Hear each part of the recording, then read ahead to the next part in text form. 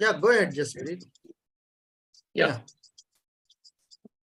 My weakness is I'm vigilant, so I cannot give tasks to anybody easily. I prefer do with myself, by own self, Mhm. so I can do better. And my strength is I can do multitask at the one time, and I'm enthusiastic, new skills. Mhm. Okay, great. Yeah, Dheeraj Kumar ji, would you like to share who is Dheeraj Kumar and Yeah, two strengths and two weaknesses of Dheeraj Kumar ji so that we can understand a little bit more? yeah. Good First, evening, Mr. welcome in Neeraj. Young Skill India Yeah, AICT thank Evaluated you. Management Certificate Program. Yeah, Yeah, yeah. please, I sir, think please go ahead. we have discussed long back, I think 2-3 months Yeah, earlier. yeah. I remember. I am Yeah. really thankful for your patience. Yeah. Yeah. So my name is Dheeraj, so I have to be patient. Okay. Yes, yes. So certainly you are honoring your own Name. name. Huh? So myself, Dheeraj, I am a 2008 batch electrical engineer with now a total experience of more than 14-13 years in the industry. Okay. I have worked with different companies, starting from Navratna company, that is a Power Grid Corporation of India Limited. Then I worked with a Spanish company called Cobra. I have been to international for 5 years with L&T, now with Vedanta, and now with a renewable company currently. So it's have different roles. I have been into operations, project executions, and now with the supply chain current role which I'm having. Wow. So regarding my strength, I am a go-getter kind of a person. In case of anything comes, it should be a start to finish kind of activity I would like to do. In case of any held ups comes, so I need to take the lead and finish it. So that is one of my strengths. And managing a team is another strength for me. That the different individuals are having a different strength and a different weakness. So I, as a leader or as a team, I need to identify them and try to bridge the gap wherever it is possible with my skill set and whatever knowledge I have gained in last 15 years. So these are the two strengths which I'm having. And regarding the weakness, I would say that one of the weaknesses is that getting decision making, you getting emotional to taking the decision making. So that is a bit Delaying of the a part. decision. Delaying a decision and sometimes getting too emotional. So with the suppose things are not getting as per your liking or things. So there I Yeah. stuck a between. Sometimes people take the advantage of your generosity. Yeah, so that is one of the things where I need to improve, and I hope that this program will also help me to how Yeah, to take that. we will work as a team on every aspects, right? Yeah. Because it's not only you, your personality also matters. Your communication also matters. The way you think, the way you take decision, the whole thing goes as a management. Yeah. Yeah. So So thank that's you, from thank my you, Dheeraj Saab. Thank you very much and most welcome. Yes, Kiran Amin. Kiran, are you there? Okay, so Make Things Up is there. Make Things Up, once again, welcome in Young Skill India. Yeah, please open your camera, guys. Yeah, Venkatesh, please open your camera. Shreya, please open your camera. Because this is a program where you are going to interact, you are going to talk, you are going to ask questions. And it's a program dedicated to you. Everybody is here for you only. Right? So feel free and yeah, Make Things Up. Would you like to share your introduction for the benefit of the other colleagues? Your two strengths and two weaknesses, and who is Mr. Make Singh? Yeah, please open your mic.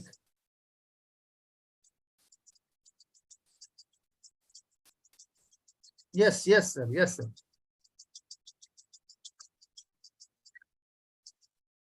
We are not able to hear you, Make Singh Saab. Kindly check your network.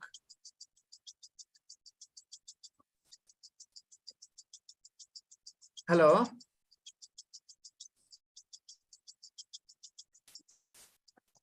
Just check your network, maybe little bit here and there. Yeah. Okay, so till the time I will move to Venkatesh Pelluru. Yes, Venkatesh. Hello. Hello, sir. Good evening. Yeah. Good evening, everyone. This is Venkatesh Pelluru. I've completed my graduation with chemistry as my core subject in 2009 from Sri Venkateshwara University, Tirupati. So then I have 12 plus years of work experience. I have worked as a teacher for biology and chemistry for school students. And I have been mentoring for around 8 plus years for the aspirants of various competitive exams like banking, SSC, etc. And I worked with the Government of India as an admin assistant at ISRO rocket launching station Sriharikota for around 7 months. Wow. Then I have worked with Life Insurance Corporation of India as assistant administrative officer for around 3 years. Then I have worked with Shine Hindustan Media, HT Media Limited, as assistant sales manager for Shine, a recruitment platform. I have resigned from that, and now I'm preparing for product management. I'm looking for a transition into product management. So Okay, great. thanks for the opportunity. Yeah. So certainly, you know, we have like Sukumar Rangachari sir. He's, as I told you, he's an alumni of IIM Bangalore. He was worked as MD, and he is also mentor for IIM Bangalore. So maybe if you have any questions, certainly you can always ask. You can always get the guidance. Yeah. So don't miss the opportunity.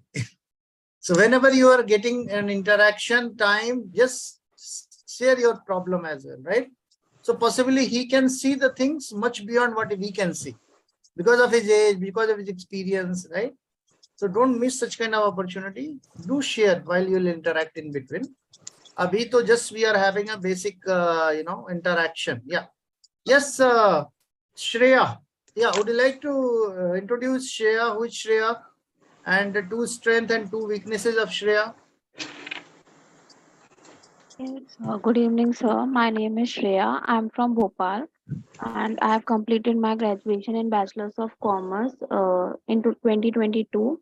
And after that, I've done some internship in NGO and in a hedge group of companies.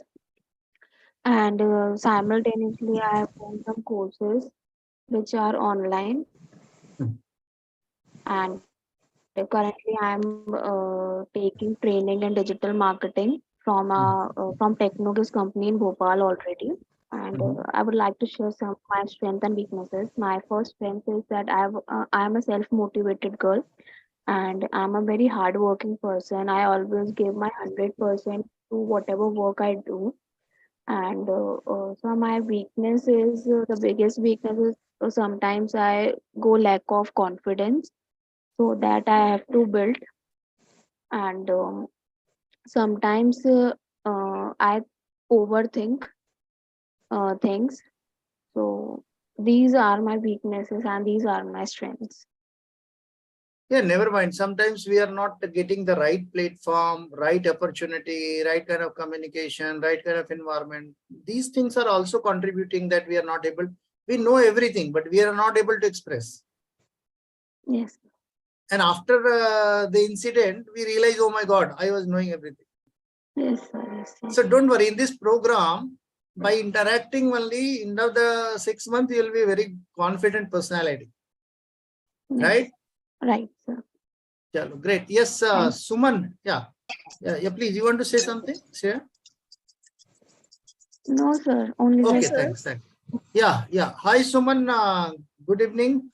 Please share who is Suman, your introduction, 2 strengths, 2 weaknesses, and who is Suman, what exactly you want to do in your life, so that we can understand a little bit more about Suman. Yeah, now onwards, everybody is part of YSI family. So feel free and don't have any formal thoughts. Yeah. All your problems will be our problems, right? And we will take all your problems. You give all your problems to us and you focus on your development, right? Yeah, So, go ahead, Suman. Good evening, everyone. My name is Suman. So currently I'm not working, but as a professional, I have an experience of 7.5 years. Right. I did my engineering in biotechnology in 2015. So last year I got married. So after that, I'm not able to get any specific job in my domain that was in admin sector. So I'm trying to switch my domain in digital marketing. That's why I enrolled for this course. I Right. hail from Punjab and currently I'm based in Gwalior.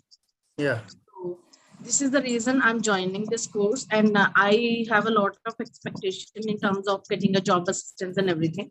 So this is the main reason, because I I'm switching my whole career domain from one field to another. So this is why, that is the reason I'm switching my domain and I'm joining this course. Mhm. Okay. What is your two strength and two weaknesses? So weakness is like with time, like I have a laid back attitude. Sometimes I develop certain attitude whenever I am too lazy. If I am on a vacation or a sabbatical, so my routine gets changed and I'm too lazy to follow, get back to the routine. And second thing is I am very much protective about my family. These are my weakness. And strength is like, if I'm given a task, so I make sure that it is completed on time with, if it is meeting the deadline. So this is something I do if I am what a work. So doing work or following work ethic is my strength, apart from my personal trait of having a laid back attitude. And second thing is dedication towards any task that is given to me. Okay, great. Thank you very much. Yes, Meg Singh Saab, would you like to share a little bit about you, so that you and Anjan and then Kiran? Yeah. Yeah, Please, am I Meg, audible, please. sir? Yeah, very much. Yes. Yeah, good evening, sir, and good evening Yeah. to all. Yeah. Myself, Meg Singh. I'm just presently working as a deputy manager in Panasonic Life Solutions India Private Limited, Haridwar location, and I have just 17 years of work experience. So in this professional journey, I just work with various companies like Indofarm Tractors and Motors Limited, L&T, and then Secure Meters Limited, Ligra India, and just now working in Panasonic India. So I'm just looking forward to enhance my goals and vision to achieve my visions, which I decided that I just going after switching this job. So I will start my own business. So presently I'm just working in supply chain management in purchase department as well as in procurement sections. So I'm just till this whole journey, I just see the one side of table, we can say. And now I'm just looking for the sales and marketing, that how we are just so polite and get the orders. So this is a Yeah. reverse scenario. So I'm just joining this It's a really course again. fantastic transition, Sukumar sir, that somebody from supply chain to moving to the sales and marketing. Yeah, that's what some of the corporate companies do. In fact, I started my career from marketing. In fact, I've been marketing for many years. Yours was a different one, Yeah. but it's a really interesting one. Good. Okay, great. It's a really fantastic one. Yeah, who else has been left out? Yes, Anjan. Anjan, please share your introduction, and then Kiran Amin, and then we'll move to Sukumar sir. Yeah, to listen his story, because he is having many things to share as an experience. Yeah. Yes, Anjan. Please अपने बारे में बताएं थोड़ा सा. Hello, sir. My name is Anjan Chaudhary. I am working in Cognizant Technology Solutions in India Limited, and I am working in operations team in mortgage insurance, which is handling the claim of US insurance. And my role is a senior process executive leader in this. So I just I'll do R&D on that claims and verify the claims from that insured persons and process that claims. After that, if there is any queries or issued by any client, so I will handle that queries and sort out the problems. So that's all from my side, sir. Thank you. Okay, great. Thank you. Yes, Kiran Amin, would you like to share your rest? Yeah, please, Yes, sir, everybody else, please mute and rest. Yeah, Kiran, please open your mic. Rest, everybody will close their mic. Yeah. Hello, sir. My name is Kiran Amin, and I am from Mumbai. Please open your camera if possible, Kiran, so that we can see you all as well. Yeah, thank you. Hey, you're traveling. Okay, Yes, no problem. sir. No problem. Yeah. I am from Mumbai, and I'm a basketball teacher, so I teach basketball in schools and college. And like I have 10 years of experience in coaching plus handling sports events and doing event management also. Mhm. And right now, it's been like 1.5 years I'm into sales and marketing, real estate sales. So after lockdown, I thought you need at least one more supportive job or something in Right. hand skill. So suppose one thing shuts down, so you can, you can Mhm. keep the other thing on. When my strength is that I don't like to give up. I'm always like, we can do this, we can do this. So I have that motive. Let's do this. Let's keep pushing. And my weakness is, I think, if I overcome my weakness, I think I'll be doing better in my life. I know I can do this thing, but still I will delay that. I'll be lazy in that. What is that needs to be a weakness? task. Which exactly you want to overcome? Means, sir, I know that I can do this thing. I suppose there's a task. I know I can do this thing, but I will delay that thing. So I will Okay. do it in the task. Procrastination is the Yeah, problem. procrastination. Yes, it's procrastination. Okay, never mind. Yeah. So thank you, Kiran. So now I will request Sukumar Rangachari sir. Sir, please, I will request you to share. No, I had your muted all journey. this time because all of you were talking. I now request all of you to mute so that I don't get the noise. Yeah. All are Okay, muted. right, Yes. great. Even Okay, I am muting, sir. Right. I'm Sukumar. Presently I stay in Mysore, and that's where I'm taking this session from. Normally I shuttle between Mysore and Bangalore. I was where is Kiran? Kiran, I used to be in Bombay for a long time. In fact, from 1964 to 82, and I did my final year of schooling and college, everything, work experience, everything is in Bombay, now called Mumbai, of course. I graduated from IIT Kharagpur in electronics engineering, worked for a few years, then did a MBA from IIM Bangalore, worked for a few years, and then started on my own in 1982. And since then, I've been an entrepreneur. So I've been in manufacturing, I'm in software, I'm in the board of several companies.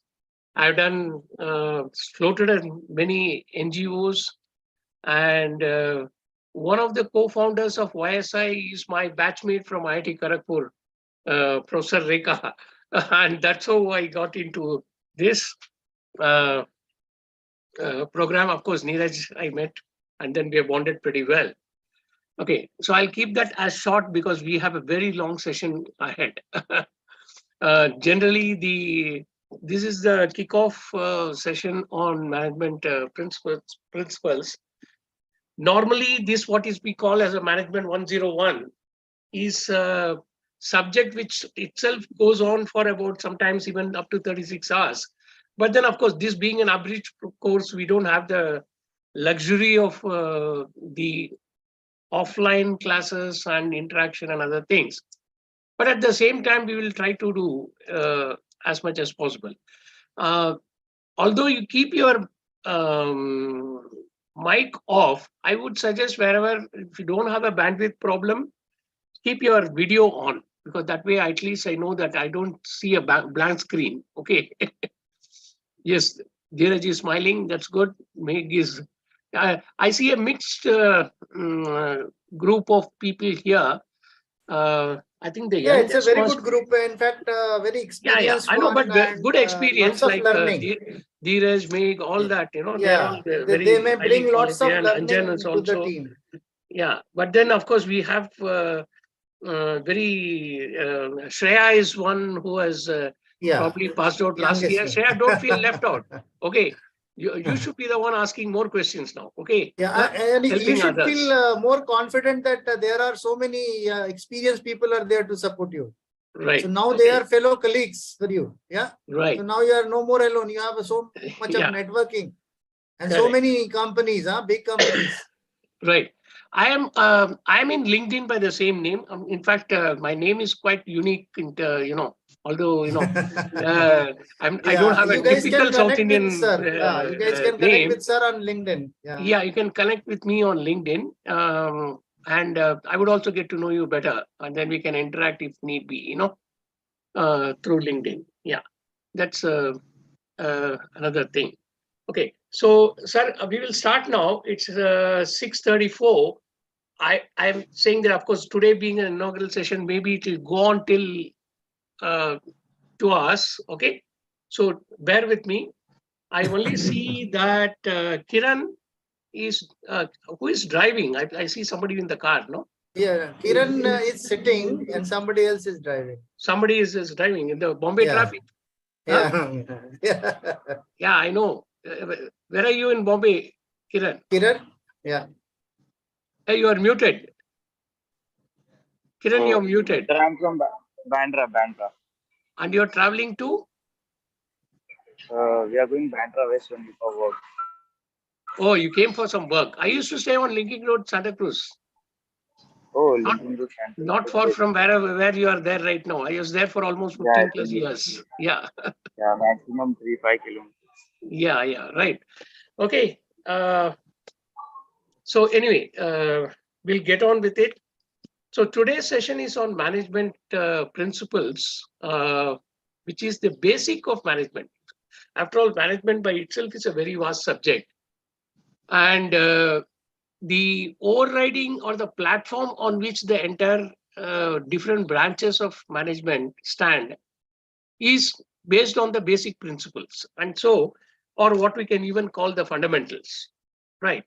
So that is what we'll be seeing today. So I'll straight away go to screen share, and I will have to, what's this? No, I'm not able to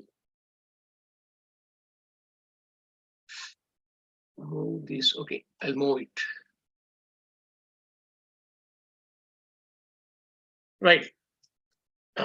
Go to slide share mode. You're able to see the screen? You can give a thumbs up. That's easier to see. Okay. Right. Yeah. Yeah. Well, I'm to understand management, of course, the principles have been evolved over roughly more from when the industrial revolution onwards. The management thinking and all that evolved from the typically the industrial revolution in the last maybe 3 centuries. But society has been there, a set of people has always been there. And in our own country, what we call as a management principles have been there. And of course, who doesn't know the Chanakya, right? And Kautilya's Arthashastra. So these, I thought that we will first touch upon our own base and then come into, of course, this was, all this was about 2,000 plus years back. But many of the basic principles still hold good, right? In terms of the basics and fundamentals are the same. The environment changes, the way people operate changes, the whom you are dealing with, and their cultures and philosophy changes, which was not there at those times. And that is why maybe the principles were as they were at that time. Okay.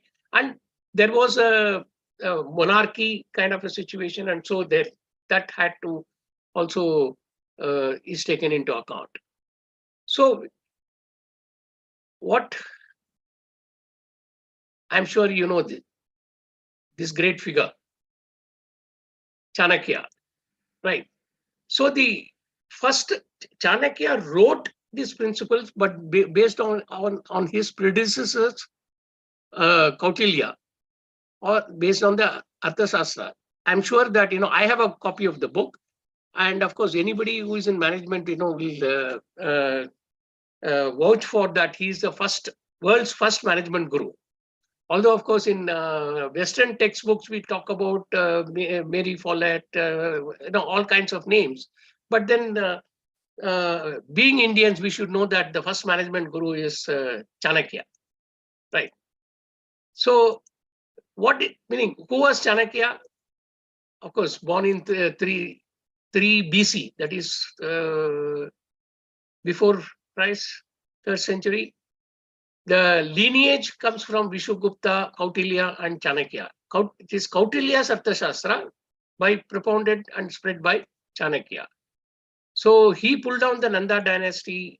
He was a kingmaker himself. Chandragupta Maurya was whom he was guiding and responsible for the defeat of Alexander. We, of course, in school books, we have been reading that as Alexander the Great. Of course, that great was also defeated by Chanakya. Just like today's, our own Prime Minister is taking on the world leaders in Japan, I mean, of course, wherever he goes. And that's how we should be. We should get back to our old status. So Kautilya's Arthashastra and Chanakya Niti, these were documented towards his end of his life. Now, I'll just take only a few things, brief points before I move on to the contemporary management. It was written in Sanskrit because Sanskrit is one of the oldest languages, and it contains 15 books, 150 chapters, and 6,000 sutras. You get these versions now available. Covers over 180 topics known as the Book of Economics, Statecraft, Management, Warfare, and Strategy. What Chanakya is mainly known is for the strategy. And of course, once you're in management and once you move higher up in the ranks in any organization or floating your own organization, strategy, or what we call as a marketing strategy or management strategy or whatever strategy, that is most important, because unless you have a clear-cut strategy, you will be moving elsewhere, all over the place. It is a book of total management. That is what Arthashastra is. Some topics I'll just touch briefly. He talks about principles of management, management education, accounting systems, corporate governance, time management, leadership skills, contracts, selection of employees, consulting, strategic management, handling competition, and expansion of territory. That is what we do in marketing, So all these topics in one form or the other was very much there 2000 plus years back, imagine. And it has been documented and well written. Now, a few sample verses on these management topics, I'll just take. When he talks about the basic elements of management, starting undertakings, that is startups, excellence in men and materials.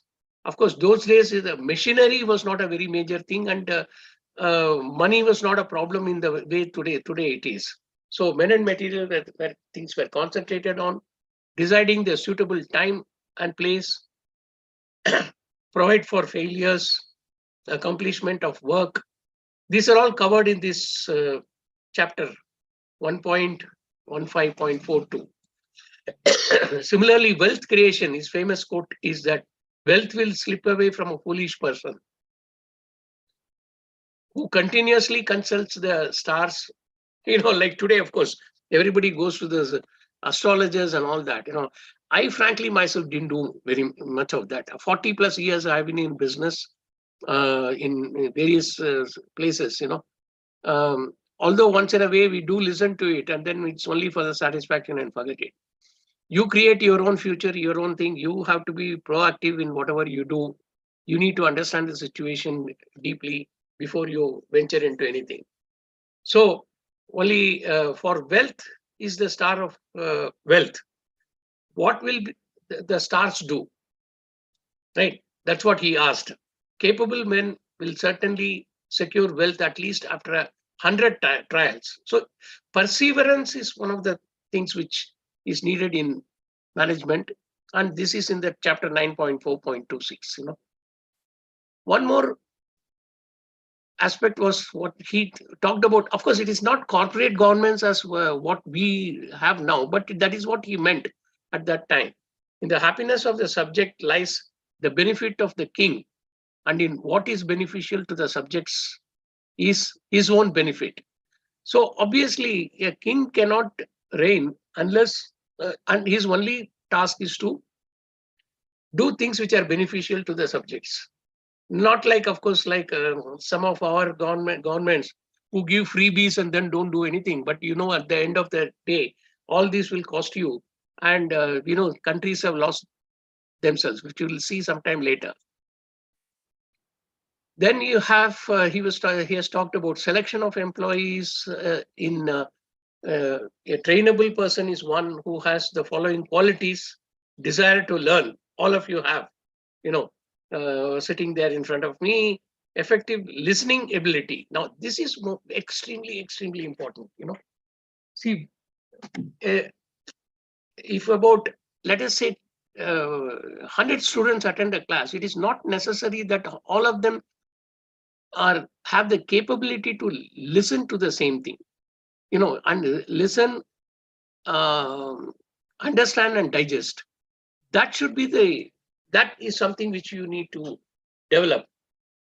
So ability to reflect, think from all the angles, ability to reject false views, because tarka, you see, if you have seen that is very much there in our culture, which is not there in many of the other cultures. Mind you, the Middle Eastern cultures do not have this taraka, in the sense that nobody can talk even against their own scriptures, whereas we can do. We have any number of things. That is something which is needed. Intentness on truth and not on any person. Like we say, we always argue for the matter and not on the person. That you should develop again. So these are all there in that chapter 1.5, 4 and 5. Handling of employees. Motivation, in fact, one of my professors used to say, motivation is the key variable in management. The difference between one person, one manager and the other is how the good manager is the one who will be able to motivate the others, the people working under them, to work for the organization. Of course, all of you must have heard in some time or the other, Samadama, Dandabhed. So that is the basis of motivation. Sama is by counseling. Samadana is offering of gifts. That is, you can call it by salary, you can call it by any other thing. Base, even appreciation. Danda is by punishment, and Bhed by creating split in not only between people, but in the way the person thinks. So these 4 things which are used for motivation is what has been practiced. We all know in our culture. So role of a consultant. So all undertakings, this is in chapter 1.15.2 and 35 and 40. All undertakings should be preceded by consultation. Holding a consultation with only one, he may not be able to reach a decision in difficult matters. With more counselors, it is difficult to reach decisions and maintain secrecy. So it should be an optimum number. Like today, what we call as a team. The one thing which comes to my mind is the way the Japanese management works. You see, all the people who are concerned with that particular matter for which the decision has to be made, they will all sit together, argue for hours together, everything. But they will not get out unless they come to a conclusion which everybody accepts. And then they do it very fast, right? So consultation, this has been talked about in Arthashastra, mind you, right? Therefore, sit and counsel with those who are matured in intellect. It is in this chapter. Information, to know what is information, why is information required, to know what is not known, finding out the rest in a matter which is partly known, definite strengthening of what has become known, and removal of doubt in case of 2 possible alternatives. So this is given in this, right? Today, of course, we are in a data-driven generation, data and information. In fact, the false word used is today saying that we are in the knowledge generation. We are not in the knowledge generation. We are in the information generation. In fact, today, I just to see what ChatGPT throws through. I hope some of you know, correct? ChatGPT. Yeah. I just I will request all other also to open your camera and feel participative. Like otherwise, what will happen that it's one-way communication. Correct, So please raise questions and maybe even the worst question, wildest question, you think that this is not worth. Please raise. Because this is the kind of habit you have to develop. Yes. Otherwise, there is no meaning of one-way communication. Yeah, Suman, Anjan, Kiran, please, raise some questions, ask questions. A lot of them are participate. Yes, no, something should be there, right? Yeah. I'm sure some of the senior guys will be knowing ChatGPT, right? What is ChatGPT? Because even a small discussion can bring artificial intelligence. Of course, today, you must know that today it is not the same what 30, 40, even 20 years back. A lot of jobs are taken away by these kind of tools which are available, right? Out of curiosity today, I just put a question on ChatGPT and I got some of the points which I have now got here. Do you know that it is through ChatGPT? And of course, I verified with the original book and all that. I've done the due diligence, right? So you get a lot of information. Now, that information does not mean that, that you should not accept any information as it is. You should be able to question that information, find the source, right? And if need be, argue to see whether any alternatives, tarak is there, in what to use the word. And he talks about SWOT analysis. Of course, just now, even when we were introducing, we were saying, strengths and weaknesses, where Neeraj was asking. So after ascertaining the relative strengths and or weaknesses of powers, place, time, revolt, losses, expenses, etc., and troubles of himself and of the enemy, the conqueror should march. Of course, this is talking in terms of when in the warlike situation, So when a person goes to war, that he should be able to assess the strengths and weaknesses thoroughly before venturing. And today, of course, even in any organization, you're constantly at war with the resources available and war with catching customers from your competitors, right? Right. Now, not to miss, I come from the south, and we have. Sir, I have a question, sir. Sir, I have a question. Yeah, please. Sir, actually, but after SWOT analysis, so that we can make strategies after that SWOT analysis, no? Yes. Because once you do a SWOT analysis, you know all your strengths, you have assessed, understood all your weaknesses, and what are the opportunities which are available there, and what are all the threats. So basically, it's a 4-quadrant, and once you are aware of all this, then what you want to do is what you have to. You will probably wait with all this. How do you overcome your weaknesses, and how will you use your strengths?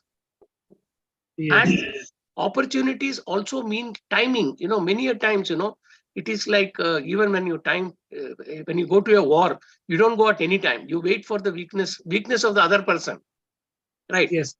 All that. So once you have a strategy is formed only after you have done a thorough SWOT analysis. You're right. Correct. Okay. Thank you. Yeah. So I was just see. I don't know if any of you have gone to Tamil Nadu. Of course. I don't know how many of you have been to Tamil Nadu. Any of you? Oh, Sir, I you- visit, sir, I Huh? visit Chennai. Who is that? Anjan, sir, I visit. Anjan, there. Anjan, yeah. Actually, I don't know, but you may not have gone there on a bus or something, you know. They have this state transport buses there. Yes, sir. You see in the bus, if you, any bus you get up, you know, you'll see this figure there, which you see on the right-hand top corner. Little huh? bit. If you recollect, of course. Now, this is a very great saint poet of Tamil Nadu from the 31 BC. Right. Again, 2000 plus years ago. Now, he has written a treatise. It's a couplet, you know, like Kabir ka doha hota hai, bolte hai na? So similar type of thing. Yes, He has that book consists of 1,330 couplets, exactly 2 lines, you know, doha. And it's very structured book, and it is in 3 parts, and we call it as the 3 chapters, you know, 3 main books or chapters there. We call it in Tamil Arathapal, Porulpal and Kamathapal, but here it means, you know, Aram is actually Dharma. What is Dharma? He talks about. I'm talking 2000 years back. Huh? Then Artha is the way you conduct yourself and you know, deal with wealth. And Kama is the relationship between people. Ultimately, that is what it is. So in this, I picked up a few of the things relating to management, the art of management, basically. The poets Saint Thiruvalluvar and the art of management. Safety of investment. Of course, there are many more. It's 1/3 of the book is on all this. Safety of investment. Wise men do not lose their principal, wealth, in their anxiety to earn interest. I have a very simple thing, you know, in my throughout my life. Practically, I come from a family where my father was in government service. You know, we all had literally gone to government schools for education, hardly spending any money. And later on, of course, we went into corporate because of good education, corporate world, and all that. We got money. My one principle has always been that my net worth at any point of time should not go down. I don't know whether you understood what I'm trying to say. My net worth from the time I started working and earning money, at no point of time my net worth will go down. That means I'm able to keep my head high. Now, that is the thing. You never lose the principle, right? That is the safety of investment. SWOT analysis, again, he talks about evaluate the merits and demerits of the job and take a decision based on what is more significant. Objective and unprejudiced evaluation. What you hear may not be the truth. You need to get to the depth of the matter to know the truth. This is true with wisdom. In Tamil, there's a very famous saying, of course, since none of you know the language, Kannal Katradum Poi, no, it goes on like that. Intellectual integrity, even just a king who does not have able ministers who speak out the truth and criticize rightly will perish even without an enemy. Intellectual integrity, that is, you know, many times we do lies, okay? Not that we don't tell lies, but then the lies may be, you know, towards a particular purpose, but then at least you know that you're telling lies and you're owning up that. So there has to be an integrity or honesty within yourself, and that should not conflict at any later point of time. So here he says, even this one, king will perish without an enemy if he doesn't have the intellectual integrity. Evaluation and procrastination. Evaluate a job before entering. Once entered, to evaluate and procrastinate is not honorable. Like I told you about that Japanese thing, they will take one full day discussing everything. But once they finish, they will finish in the shortest possible time, the work. So before you start anything, do all the consultation, argument, everything. But once you completed that and put that this is what you're going to do it with full force. How to strategize? A task gets accomplished through evaluation of the difficulty of the job, one's own strength and the strength of the associate and that of the alternate person or the enemy. Obviously, this is a thing. You need to know your strength. You need to know the strength of the enemy and weakness of the enemy before you venture it out. I have done a lot of foolish things in my life, even in sales. I can give you many examples, but of course, for paucity of time, I'm not telling that, because sometimes what happens, mostly when you are young, you tend to be overconfident when you go, and then you find yourself in a jam. Efficiency and implementation. An efficient minister should identify the right job, evaluate ways of doing it rightly and firmly, and courageously communicate the results of the job, irrespective of its outcome. Anyway, that's self-explanatory. The communication is very important. In fact, in management, as we go, you'll find that proper communication is the only way to get the commitment of all your people. Art of delegation, one of the most important thing in the principles, of delegating. Delegating, what do you delegate? You delegate authority, but you still own up the responsibility and accountability. We'll see when the chapter comes then. Identify a job to be delegated, evaluate as to who can do the job and how just to leave the job to that person. A person who is not able to delegate can never be a manager. And I know any number of people who are very poor in delegation. So they never grow up. They're stagnant and they get frustrated very fast because they have to do too many things. A good manager should be able to identify the right people, the right person for the right job and delegate. That's very important. Governance, generating wealth for the citizens, saving wealth, protecting and maintaining wealth, and proper division of wealth are the prime responsibilities of a good government. Anyway, just off the key, not just by giving freebies, by just like some of our governments which are doing, without knowing where they're getting the money from. Okay, so these two, one from the north and one from the south, I just took this only to show that we had great wisdom 2000 plus years back, and we are still borrowing Western concepts to learn management. But unfortunately, that has been accepted right now.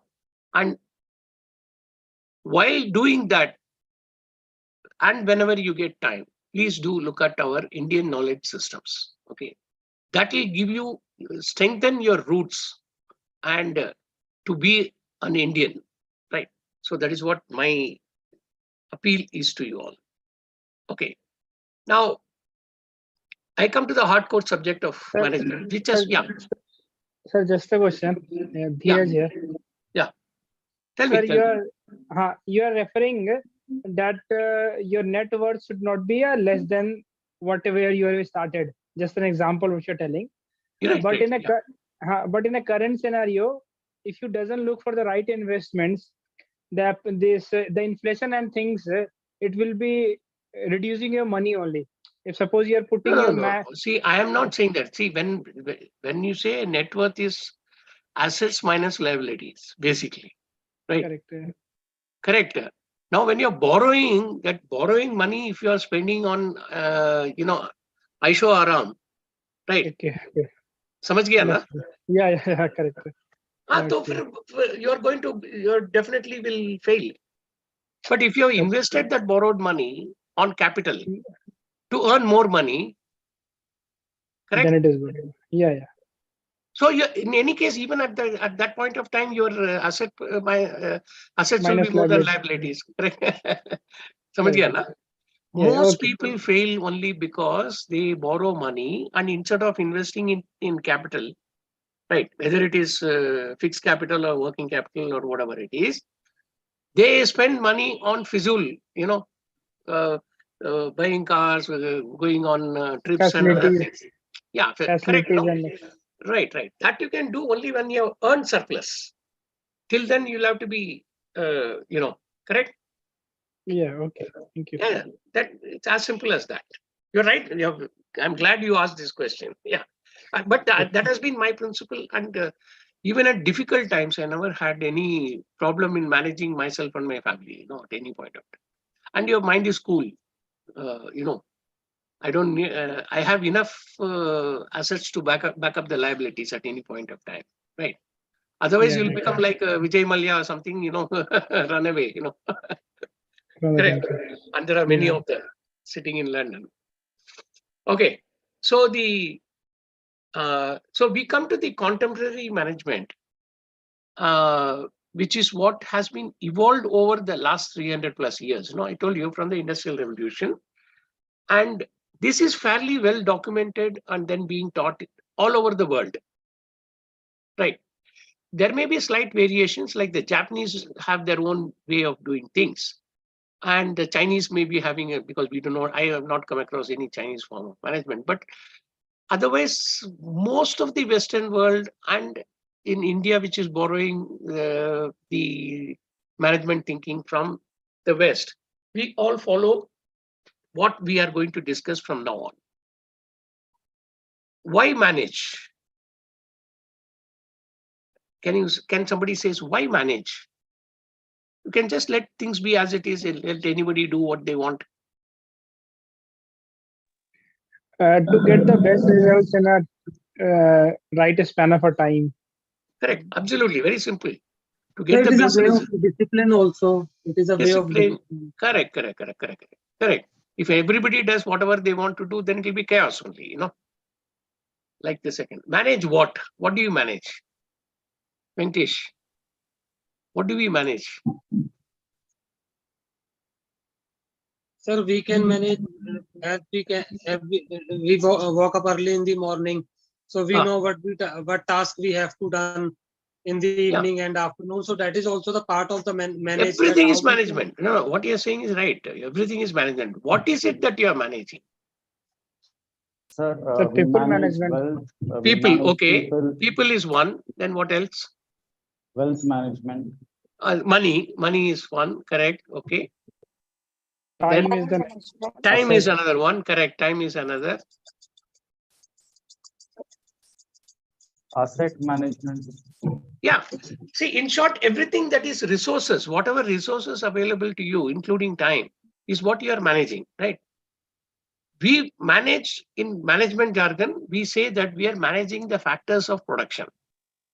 Factors of production are primarily the 4 M's, which means men, obviously meaning women. Of course, with due respects to Shreya and Jaspreet, yeah, man means women. Okay, but unfortunately, because we say 4 M's, we continue to write men. M.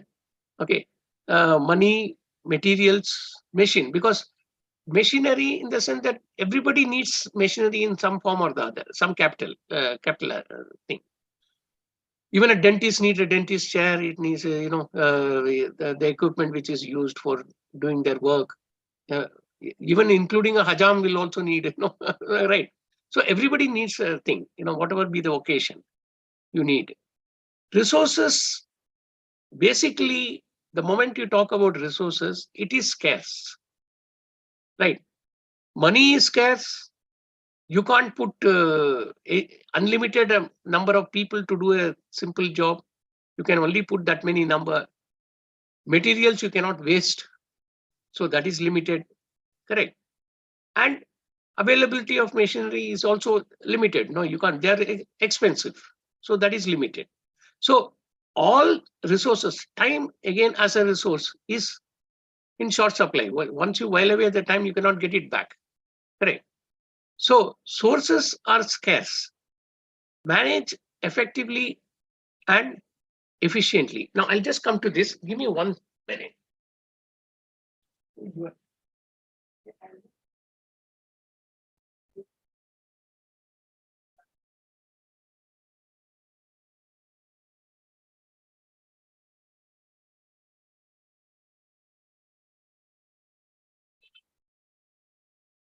Hello. Yeah. What do we, when we say manage, there are two things which are extremely important. Effective and efficient. Now, can you tell me, Suman and Kiran, okay, I take. What do you understand by effective and what do you understand by efficiency? Efficiency, as per me, efficiency is something that is meeting the requirement of a certain task that is efficient enough to perform and meet the requirements of a particular task. Efficient enough to get the required result. Yeah. Get the required result or the Yes. designated result. With the use of the least amount of resources. Right. So what is effective then? Effective is using some of the like skills or anything. Efficiency is like we can get the desired results, but effectiveness is if it is going to be relevant to the specific task Absolutely. or not. Okay, if I have to say, let me say it the other way around, like saying that you first decide what to do. As I said, you may have a team, you may discuss and, for hours together, sometimes days together and all that, and then decide that this is what you want to do. If you do this, you get the required, the result which is good for the team, the organization, etc., etc. Effectiveness is about doing the right thing. Like output over input, like no, that is efficiency. That is efficiency. Once you have decided to do the right thing, then efficiency comes in to do it right with the least amount of resources. So it's simply, do the right thing and then do it right. Right. And both are equally important in management.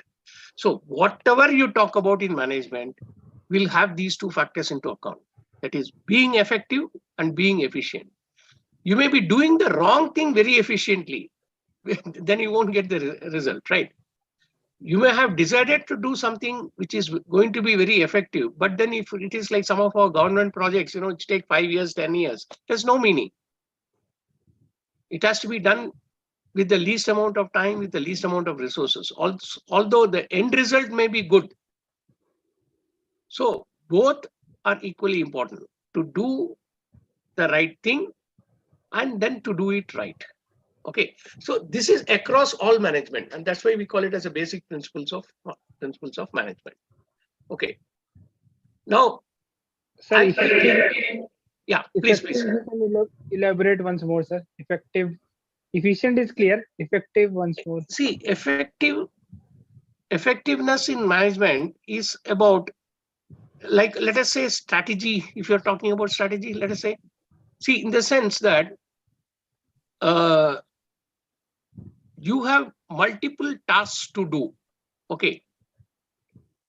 When you decide that you will do this task first, at the task level, I'm saying, yes, you will, once you have decided to do the task, you will do it very efficiently. This, when it goes at the,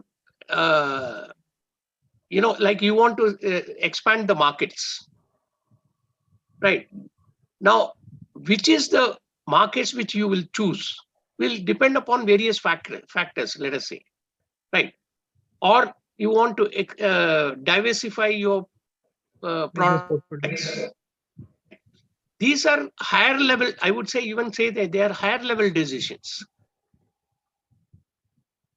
Whereas efficiency is something which a person who is involved in getting that decision to be done efficiently with the least resources. So first, it is very important to be effective, to take the right decision, right? When you have so many alternate things, decisions to be taken, to take the right decision, that is what will be effective. After doing that, then you do it right using the least amount of resources, which becomes efficiency. Okay, this is across all, meaning at all levels of management and at all functions of management, it is the same. Okay. So effective is more of a planning thing or the decision making thing. Yes. And efficient is the execution part. Execution part. Yes, correct. Okay. Yeah. So we'll come to that also. The planning, organizing, development, all that will come again, But first thing you should understand that these are the two pillars of management, effectiveness and efficiency. Okay. Now, see, I generally like to take you to the larger aspects of management, how economies are mismanaged or mismanaged. Now, even among our neighbors, we have three immediate neighbors, We have Sri Lanka, we have Bangladesh, we have Pakistan. You know what is happening in all these three countries. And they are our immediate neighbors. And you ask any of them, I'm sure you would have seen any number of YouTubes and other things which are from the people from these countries, right? And they talk about us. Ultimately, it is about management of the economy.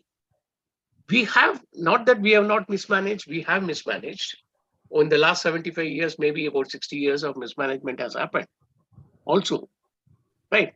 But the fact is that, yes, it has been offset and we have been able to course correct ourselves, whereas those countries have not been able to. Now, decision taking, like the effect, this is where the effectiveness is comes into the picture. So management is a critical element in the economic growth of a country. Management is a dynamic, life-giving element in every organization. You need managers only to ensure that everything is going right at the right time, yielding the right results. Okay. I just thought I'll give an overview on this, which why do countries get into economic crisis? You see, there are so many countries which have gone into. Venezuela is one of the worst countries which have, I'll tell you the way it has gone to. Even before our Sri Lanka and Bangladesh are now thing. Okay, so if you see that this follows this cycle.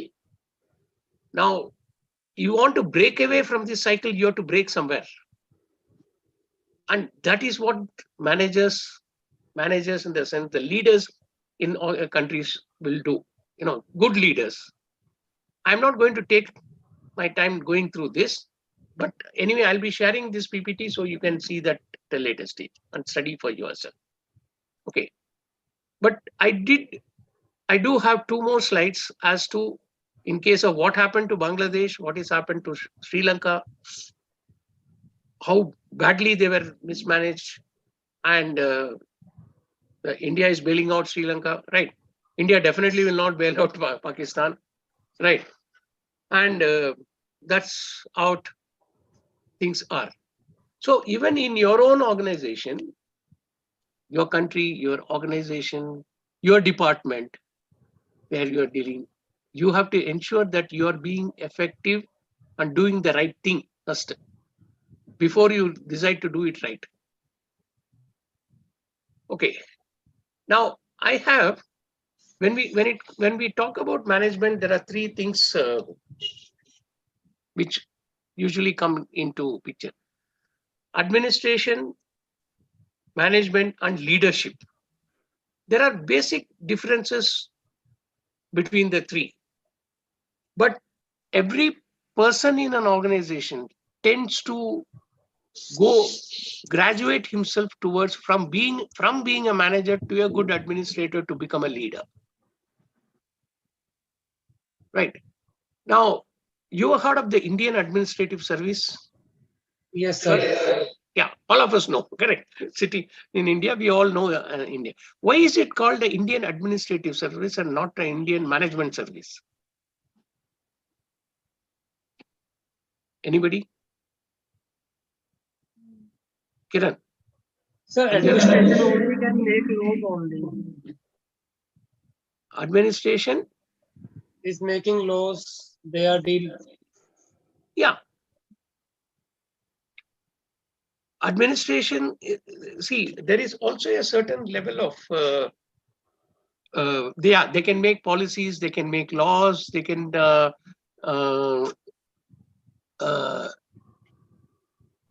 be proactive to certain situations which are there, right? And the external environment constantly keeps changing, so they have to be proactive towards that. So and of course you do, sometimes some people do good, sometimes they don't, all that. Whereas in management is more towards implementations of the policies usually, right? Management requires technical skills. Technical in the sense, I'm not telling of the engineering skills, but the skills related to management. Right. Today, of course, computer is very important. Supply chain is important. ERP is important. Right. The HR functions are important. Right. So they're all what we call as a technical skills. Right. Oriented towards the internal environment. So basic differences, of course, it can be, they are fluid in a way, but that's the primary difference. But what is more important than being from administration and management is the difference between management and leadership.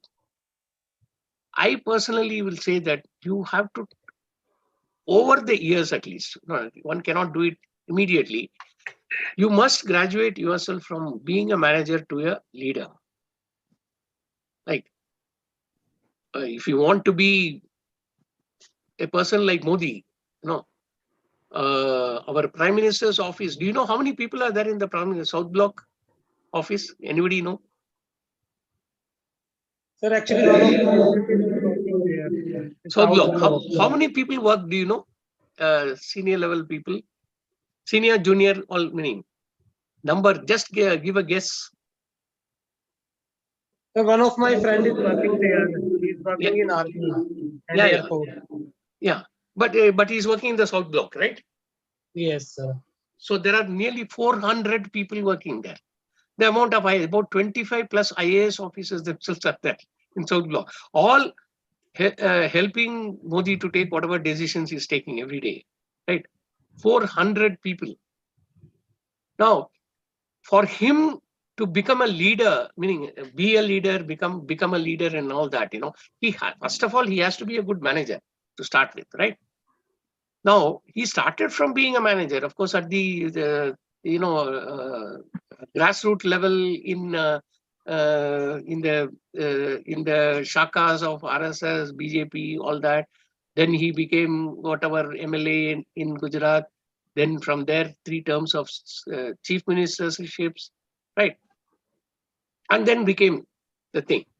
So before you get into the leadership, you definitely have to learn the skills and also expect those skills to be used by your people whom you lead ultimately, right?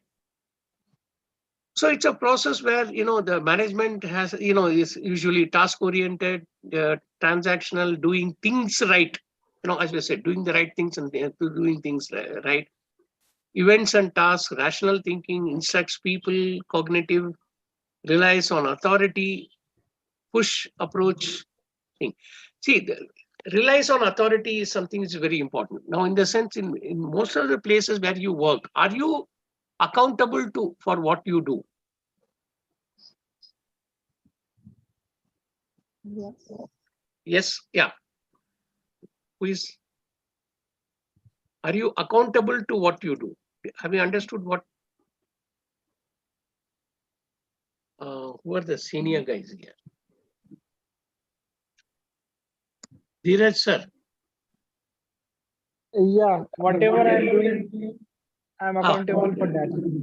Yeah, are you accountable or are you responsible? Sir, I am responsible. accountable. Matlab, abhi, see, we know that in place where suppose some accident happens or a fire happens, okay, like it happened in that which is that theater in Delhi, which happened. Now, who becomes accountable for that fire? Not the manager who is there, but the owners, no? Yeah. Like in Union Carbide. Who Owners of became? the Yeah, owners of this. the owners, right? Correct. So when the accountability travels upwards, your responsibility may be yours. You at the most if you have not done your job properly and you were responsible for creating that problem, right? At the most, you could be fined, you could be transferred, you could be, given a memo, right? Warning. But the consequences of that action is borne by The the owner. person, the owner or the higher up, whoever is the higher up in the company. Correct. So that is where you have to, the more you're able to take up accountability, that is when you start becoming a leader. So these are all the leadership qualities which are there. One of the main things, of course, in leadership is that the risk-taking ability. In fact, when the demonetization happened, our Prime Minister took a big risk. He could have lost the election after that, right? And right now, even with the 2024 election is coming, now he is withdrawing the 2,000 rupee notes. It's a big risk. And there are a lot of things which are underlying this. Of course, if you really care to go through the depths of what is happening in the country and why he is doing it. But he is taking a risk, and we always say it is a calculated risk. So the risks are being taken, and only when you are doing that, then you will be a leader. And you not only the risk, sometimes you don't get the desired result, but then in which case you own up. Yes, I tried this, but it didn't work. So I'm responsible, So managements also look at people who take such calculated risks for them to be promoted to higher levels of management. It's something you must know. People who just do only tasks and do what is being told to them, they will never become, they'll just be junior level managers throughout their life.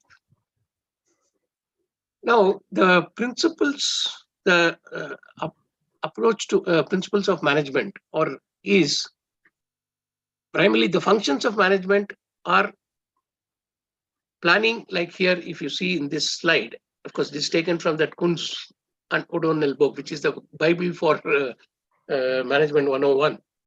Planning, organizing, staffing, leading, control. These are the primary things, and works within the external environment with inputs of men, material, saying all that, capital, managerial, technological, using employees, consumers. These are all the stakeholders within which you work, right? Including the government and the community, so society around. And you achieve the goal of an organization. So definition of management. Management itself is defined in many ways. Of course, the simplest definition is by, I told you some time back about that Mary Follett.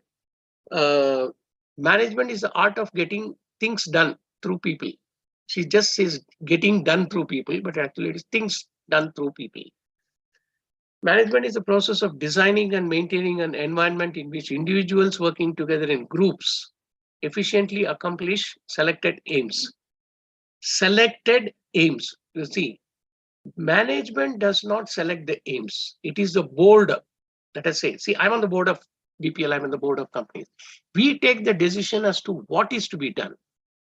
At the board level, I say, okay, now we go from single-sided PCBs to a double-sided PCB manufacturing within the next, let's say, 18 months.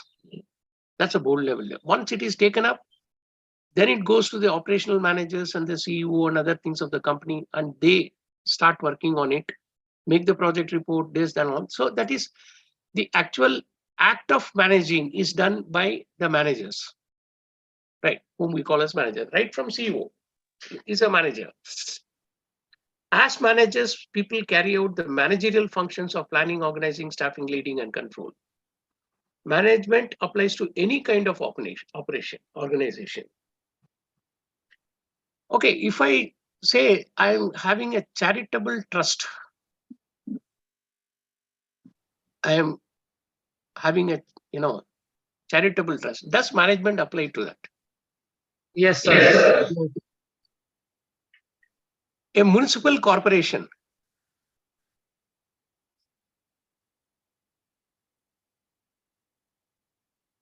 Come on, somebody. Municipal Yes, corporation. Yes, sir. Yes, sir. Yeah. Hospital. Yes. Yes, sir. School. Yes. Yes. Of course, Larsen and Toubro. Yes, sir. It's required. Yeah. So it is applicable to all. Any organization. An organization is a set of people working towards a common goal. Is an organization, right? Now, once there is a set of people, then each one has to do some function, and so there is a division of labor. There is a structure in an organization. So management applies to any organization. It applies to managers at all organizational levels, right from the junior most, even starting from the workman, right up to the CEO. It is applicable to everybody.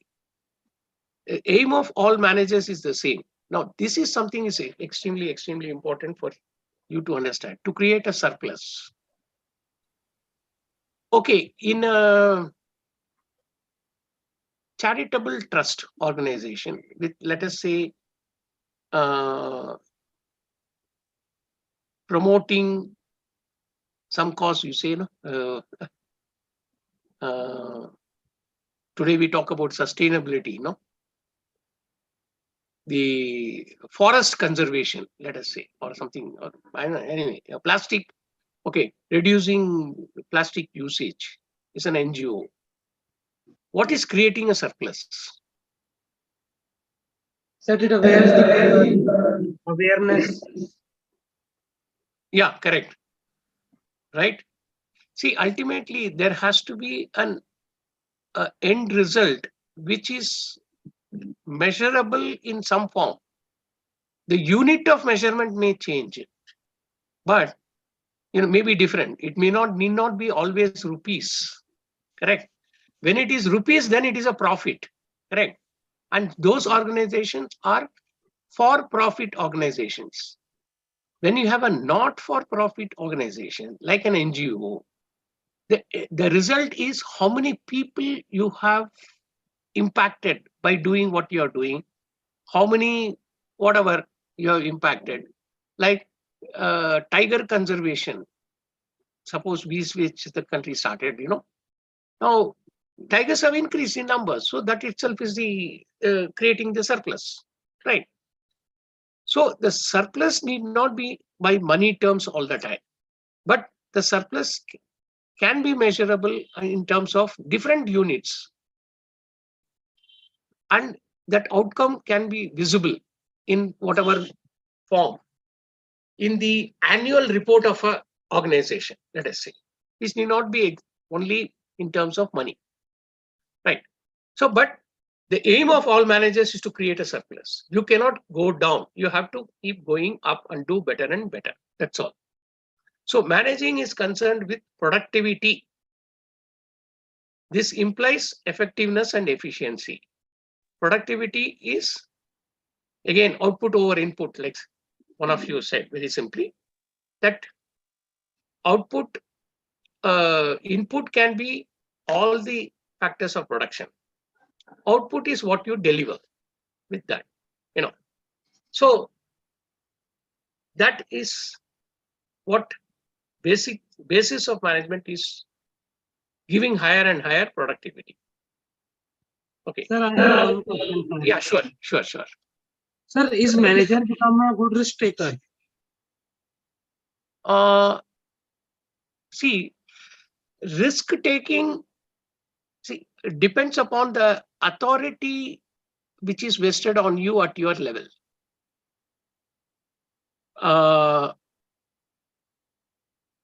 See, the authorities are very clearly defined, in any organization, that you are, you can do this and, take decisions up to this and not more than that.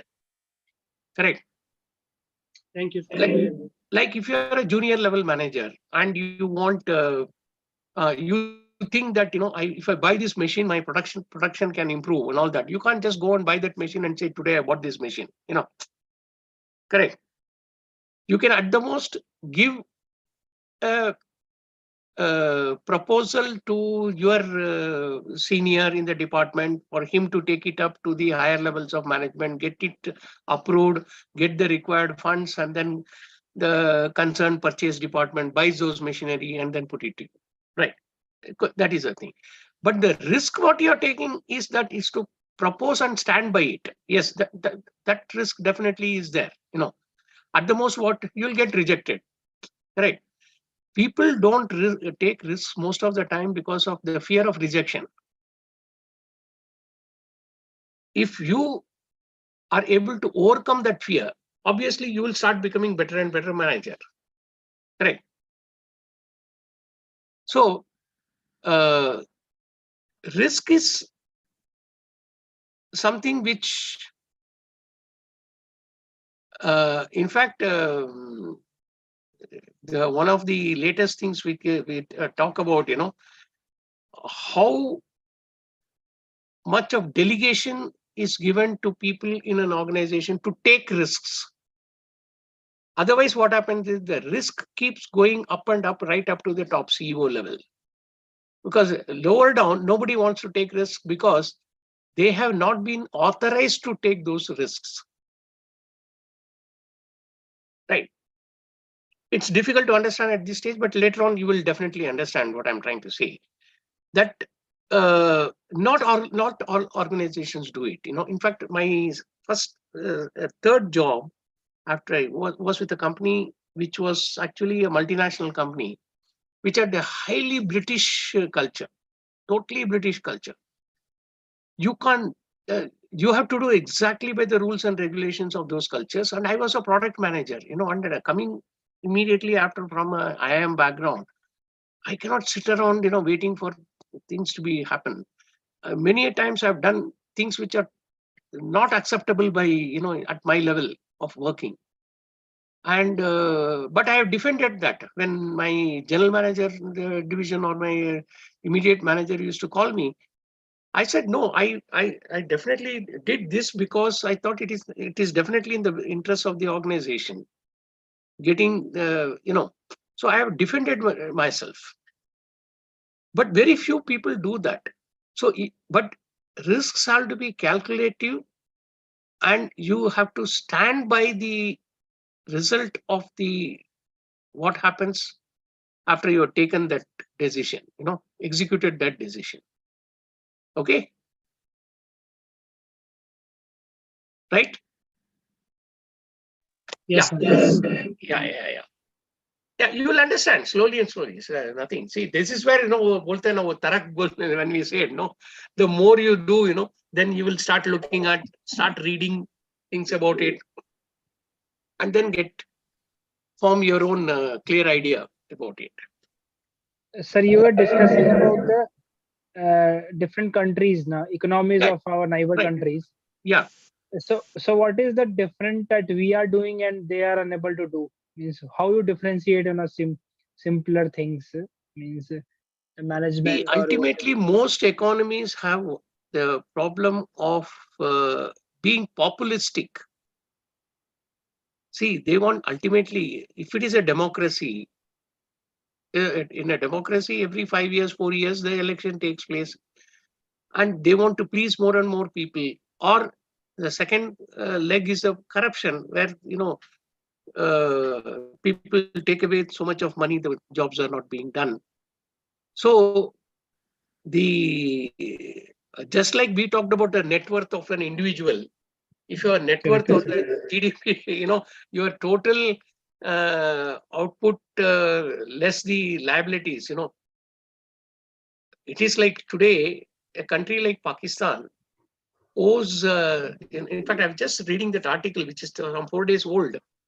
They owe the world $77 billion. Not million, I'm talking $77 billion. But their total GDP is $220 billion. So something like, you know, they earn 100 rupees, they 1/4 of that goes towards paying your debts. And not even paying your principal. It becomes, you know, most of the time you're paying only the interest. So they have been defaulting left, right, and center. So managing economies is also the same thing, you know. There are many intricate problems, you know, in economy.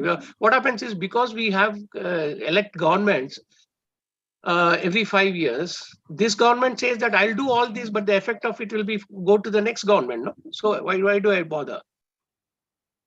Correct. So if you are the head of the household, like let us say, then you will take decisions to make sure that, you know, you will live, you know, comfortably through your lifetime, right? If you are reckless, then obviously there will come a day when you are become penniless, and nobody bothers to help you. That's precisely what is happening to Pakistan. At least in Sri Lanka, they got some help from India, right? So ultimately, it is again the same net worth concept which I was telling you, know, that is what it will work, you know. You have to stand on your own feet. But so the decision taken by the top leaders of the country makes, where do you invest? The previous governments did not believe in investing in infrastructure. But this government says that, yes, I will invest in infrastructure because that will help the future generation. See, after all, in our own household, how many of our parents have saved so much to help you to be educated, right? If suppose in a country like states and all that, you know, an average household, the school is free, more or less. They go to municipal schools, and when it goes to higher education, it's very expensive. The student borrows money and goes. At least in India, you know, we support not only, you know, up to the postgraduate level, we support our children for education. So how you manage a company, how you manage your household, how you manage the country, more or less the principles are more or less the same, you know. And fortunately, in our culture, we do not borrow recklessly. So some people do, but most of us, you know, if you say 95% of our Indians will not borrow recklessly, you know. And they have the consciousness to pay back also. It is only the big time people who default and run away from the country, right? Okay, right. So the functions of management, as we saw earlier, is planning, organizing, staffing, leading, and controlling. These are the primary functions. Planning is to determine in advance what should be done, and planning at any level, at any time zone. It is like, I get up in the morning, I know that, okay, today I look at my calendar from morning to evening what I have to do. That's a plan. That's also planning. In my personal planning, usually what I do is I do a week's planning, 1 week, because then if I'm able to prioritize something over others, I'm able to do that. In a short term, like a week, is very easy to plan. In fact, one of the authors in planning, Stephen Covey, says a week's planning, you know, for at least at the individual level, is the best method to plan. Companies plan usually for a month. Whenever you go, I'm sure you know that wherever you're working, they ask for a month's plan and at least next 2 months rolling plan. At the board level, we plan minimum quarterly and yearly, and sometimes for the next year also, because we have to take care of the fund required for the expansions and other things. So planning has what we call as a horizon. How far you see and how minutely you plan. So both are important. Determine in advance, but it is in advance before you start doing the job. Preparing for the future, deciding the business objectives and methods to attain these. And it is done at all levels of organization. No, it's not necessarily only at the top or right from bottom. Even at the supervisory level, worker level, a person comes. It can be for any duration. As I told you, it can be a day, a week, month, quarter, year. And economies plan for 5 years. I do not know. No, you are all in the first many years of our country, we used to have what is called a 5-year plans done for allocating resources to various sectors, how to see the growth in those sectors. But now, of course, we don't do the 5-year plan. There is a Niti Aayog, which constantly keeps coming out with their own reports on planning. Functions of management, organizing to provide resources for the effective functioning, because it is the job of a manager to provide resources for people working under you. Because without resources, the people under you cannot work. And it is your job to ensure that the resources are provided in terms of whether it is money, whether it is in terms of material, accessories, instruments, stationery, anything for that matter, tools, equipment, everything. Sir, I have yeah, sure. Sir, if company wants to retain the employees, suppose, and they are providing time to time increment and bonus to their employees, so that is also the part of the plan organizing. Yeah, but that is at the gross level. No, see, they can't just give for one individual and not give for anybody else, right? Time to time, R&R, there is a monthly. Yeah. Correct. So they will see. They would have planned that for this year we'll be able to sell this much. This will be our profit. So this much we can allocate for the salaries.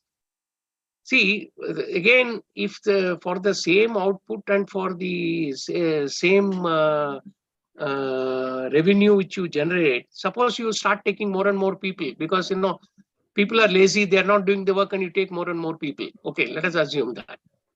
So you have taken, let us say, 20% more people than what is needed. Will you be able to give incentives and R&R? No, sir. No, correct. So that is where, so it is by the optimum use of the resources and you are getting better profit, you are able to distribute and give it in forms of some incentives and all that. Correct. But the planning is done at the beginning itself. You see, I am in our board, we have called the annual operation plan at the board level, which I'm saying. In fact, I have a meeting on the 29th of this month on the board.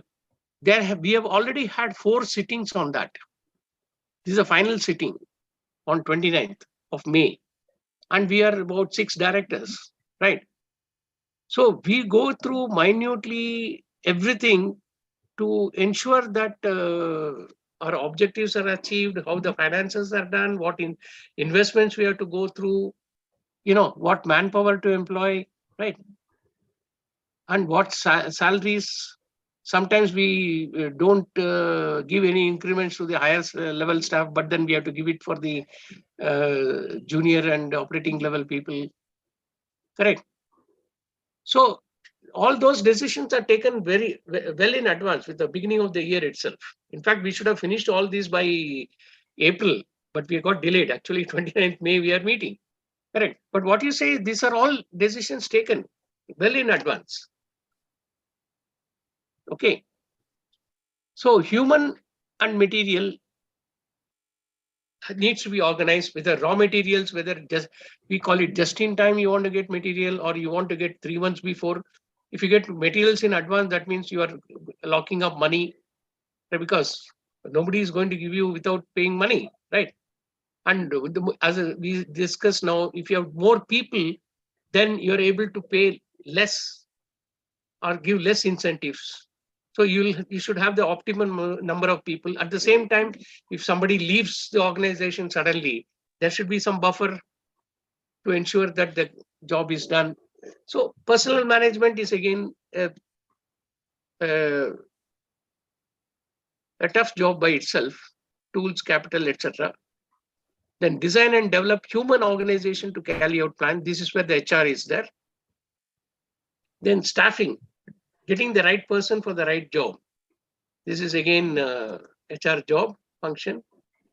Directing, motivating, actuating, and facilitating. Now, this is of every single manager's job is to lead. Leading in terms of, let us say, in the army, let's say in the services, is different from the concept in organizations. In the army, you have the authority to tell a person to do. And if he doesn't do, he can be court-martialed. Right? He can be punished and removed. In organizations, we cannot do that. Okay. So we need to, what is more important in organization is to motivate a person to do the job while leading. Motivation is a key variable in management. That's why we always say, explains what to do and help them to do it. Lead by example. I remember once long back, there was a production line in which they were not getting enough output because of too many variables, on that. This is very long back, initially when I started my unit. I took the challenge and then I said, I'll go and supervise that line today. But I won't tell you to work, without a break and all that. Whatever is the normal things we will do. But by sheer planning, I'll show you how we can get the desired output. At least 20-30% more than what they were actually achieving. After that day, I showed them, and then they were saying, yes. And they all came up with their own ideas and all that. And then from then on, I had no problem with that line.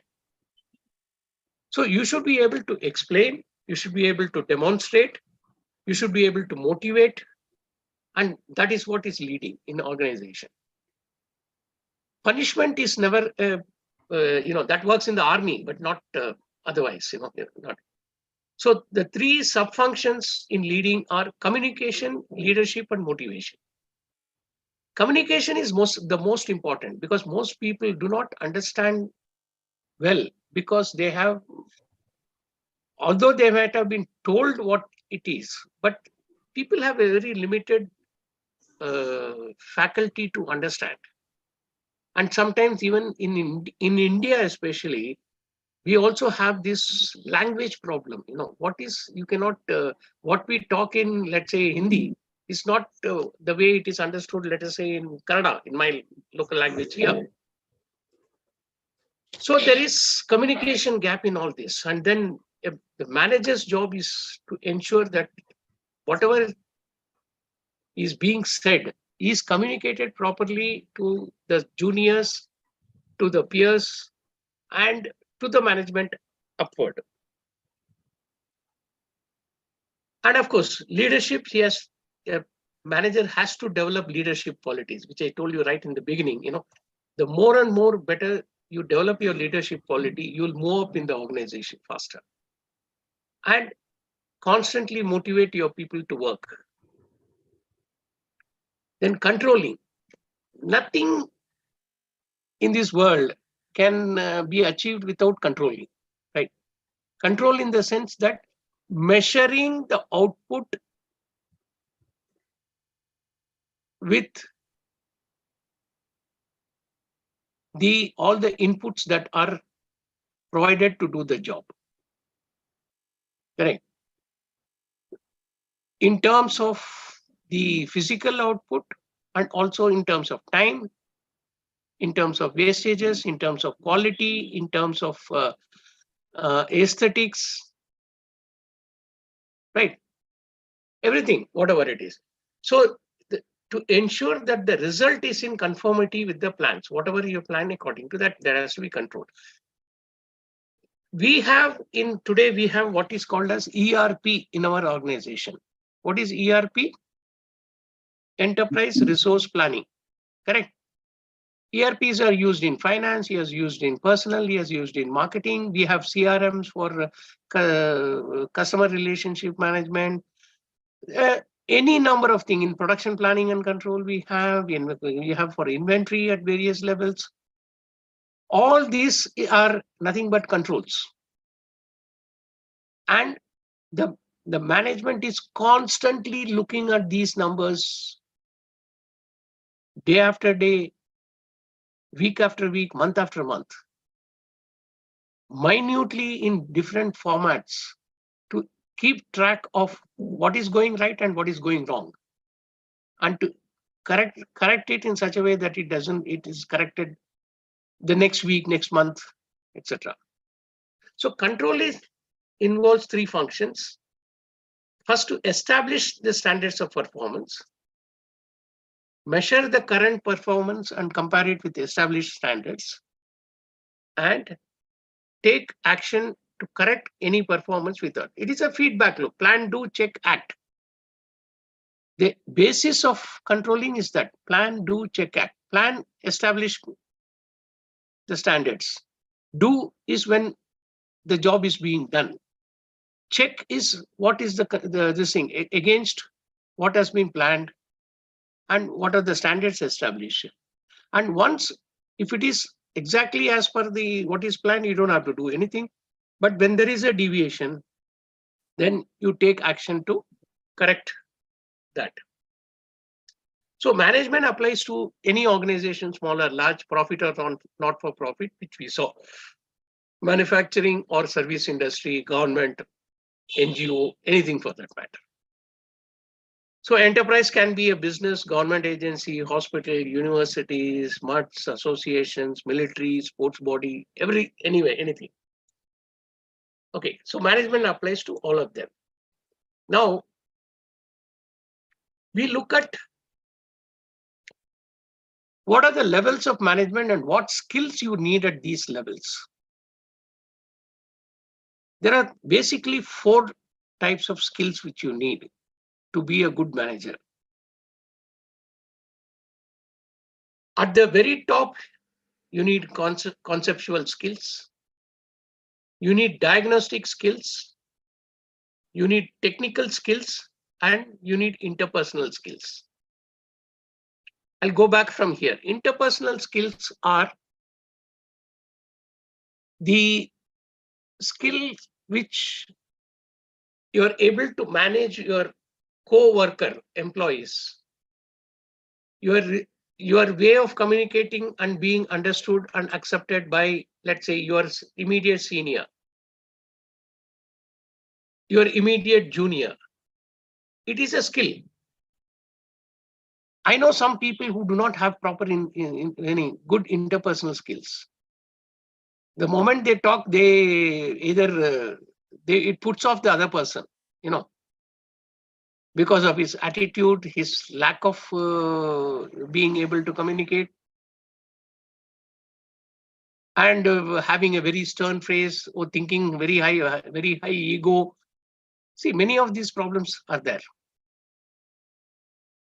But to be a good manager, you have to get your job done through people. So you can do that only when you have good interpersonal skills. The one place probably where you may get away with not having proper interpersonal skills is probably, again, say, army. An army commander need not have a good interpersonal skills with his subordinate. A Subedar, he can even call him by whatever it is and make him to do, he has to salute. But that doesn't happen in organizations, right? Nobody comes there to salam saab. Nahi, wo jamana gaya abhi, right? So it is not there. So you need good interpersonal skills. Technical skills, meaning technical in the sense, as I told you, if you're doing a job on a machine or this thing, that is the engineering. If you're in maintenance, then you should know the maintenance. If you're in quality control, that is the thing, right? If you are in working in the planning department, you must be good at the computers and the Excel sheets and all that kind of. If you're in accounting, the accounting, debit, credit, tally, all that kind of thing which are there. So when you say technical means job related knowledge is what is technical skills, right? Now, if you see in this diagram, the first level manager, the technical skills and interpersonal skills needed are very high. Why? Because he is actually doing the job and getting the job done with many more number of people. Because the maximum number is at the bottom. As you go higher and higher levels of management, there are less and less people. So you need, not that you don't need the interpersonal skills at the top management. You need it, but you're dealing with very few people. If one CEO probably will be handling only about 8 or 10 managers at the vice presidents and various other people. Now, he's not going to go and talk to the supervisor on the shop floor. He doesn't need to. So he needs less of the interpersonal skills and less of technical skills, because although he might have gone from bottom, he's not going to sit and on a computer and then do a tally balance sheet or stand on the machine and get the work out. But he should know how to do it. So the conceptual skills is very important for the top level manager. And when things go wrong, how to correct it. Diagnostic skills, that is very important. So if you see, this is a diagram by itself will tell you the first line manager, middle level manager, and top level manager. As you go from bottom to top, the technical skills is highest here and lowest at the top. Interpersonal skills is the highest here, lowest at the top. Conceptual level skills are highest at the top level and very less needed at the bottom. And similarly, diagnostic skills. Because many a times the supervisory level, something goes wrong, he may not know why it has gone wrong. Of course, it is a job of the immediate higher level manager to sit with him and explain and try to find a solution. But problems will invariably be escalated upwards only, right? So it is but at this topmost level, you can't say I don't know what to do. You have to do, because otherwise, there is a problem, right? It has to be solved. So this is what is explained. I'll just skip this because the same thing you can read it when you get your thing on that. What I've already explained that. So with the aim of all business managers, here I'm using the word business. You see, the aim of business managers is to make a profit. The aim of all managers is to make a Shreya. What will you substitute here? Surplus. Surplus, correct. Absolutely, great. The aim of business manager is to make a profit. Aim of all managers is to make a surplus. Yeah, correct. So profit is really only a measure of surplus of sales over expense. So if you want to get a good profit, your sales must go up and your expense must come down. So your effectiveness and efficiency is measured how you do both. The aim of all organizations is to make a surplus, whether business or non-business. In non-business enterprises, goal should accomplish as much as possible with the minimum of available resources. Same thing. The goal of all managers is to same. I'm keeping on repeating this. Productivity, effectiveness, efficiency. Managers must be productive. Companies must create. Output over input is what is productivity. Okay, so you can increase productivity by increasing the output with the same input, or decreasing the inputs but for the same output, or by increasing outputs and decreasing inputs. That's what all management will want, correct? They want you to increase your output, but they want to decrease your inputs. That is how managements work. Okay. How are we doing on time? It's just out. Okay, fine. We are doing okay. So, as I told you, the management itself, all that started about 200-300 years back. The concept of what we call as today's management.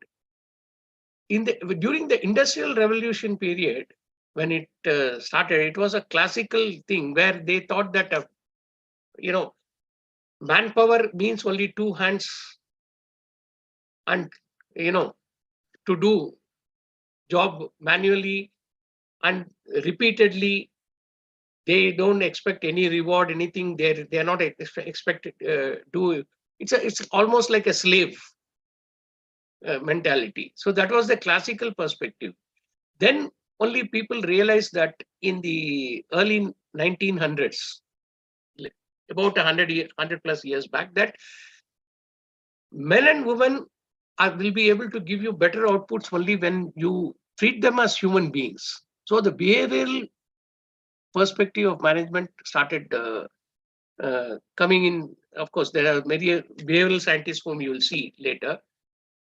Then when the number of quantity of output needed for mass consumption, then the quantitative perspective using OR, operations research, many other tools and techniques in management started. Then they found that you can't look at things in isolation, but then you'll have to look at all the aspects of management together. And so the systems perspective came into the picture. And of course, here, when we know that it is not applicable to all types of organization, then you have contingency perspective was there. These are the different types of management. There is one guy called Mintzberg. This guy, he said that all managers have, we'll say that we have to wear different hats in organization. When I go and talk to a government senior, my role is different. When I go and promote my company in a symposium, my role is different. When I talk to my employees, my role is different. So when I negotiate with my customer, my role is different. When I talk to my trade union and get something, my role is different. When I go home as a father, my role is different, right? Okay. Father or mother, then my role is different. Each person has to perform different roles, there is that movie also, Dasavataram, kind of thing, the avatar like kind of thing. You need to don those different roles, and you should be aware of those roles and play those roles. Only then you'll become an effective manager. So talking about the 10 managerial roles, this guy called Mintzberg, very popular, but he has grouped it into 3 different types. So first is the interpersonal role. As I said, that is very important. Interpersonal is one of the most important. The figurehead role is ceremonial and social duties. Like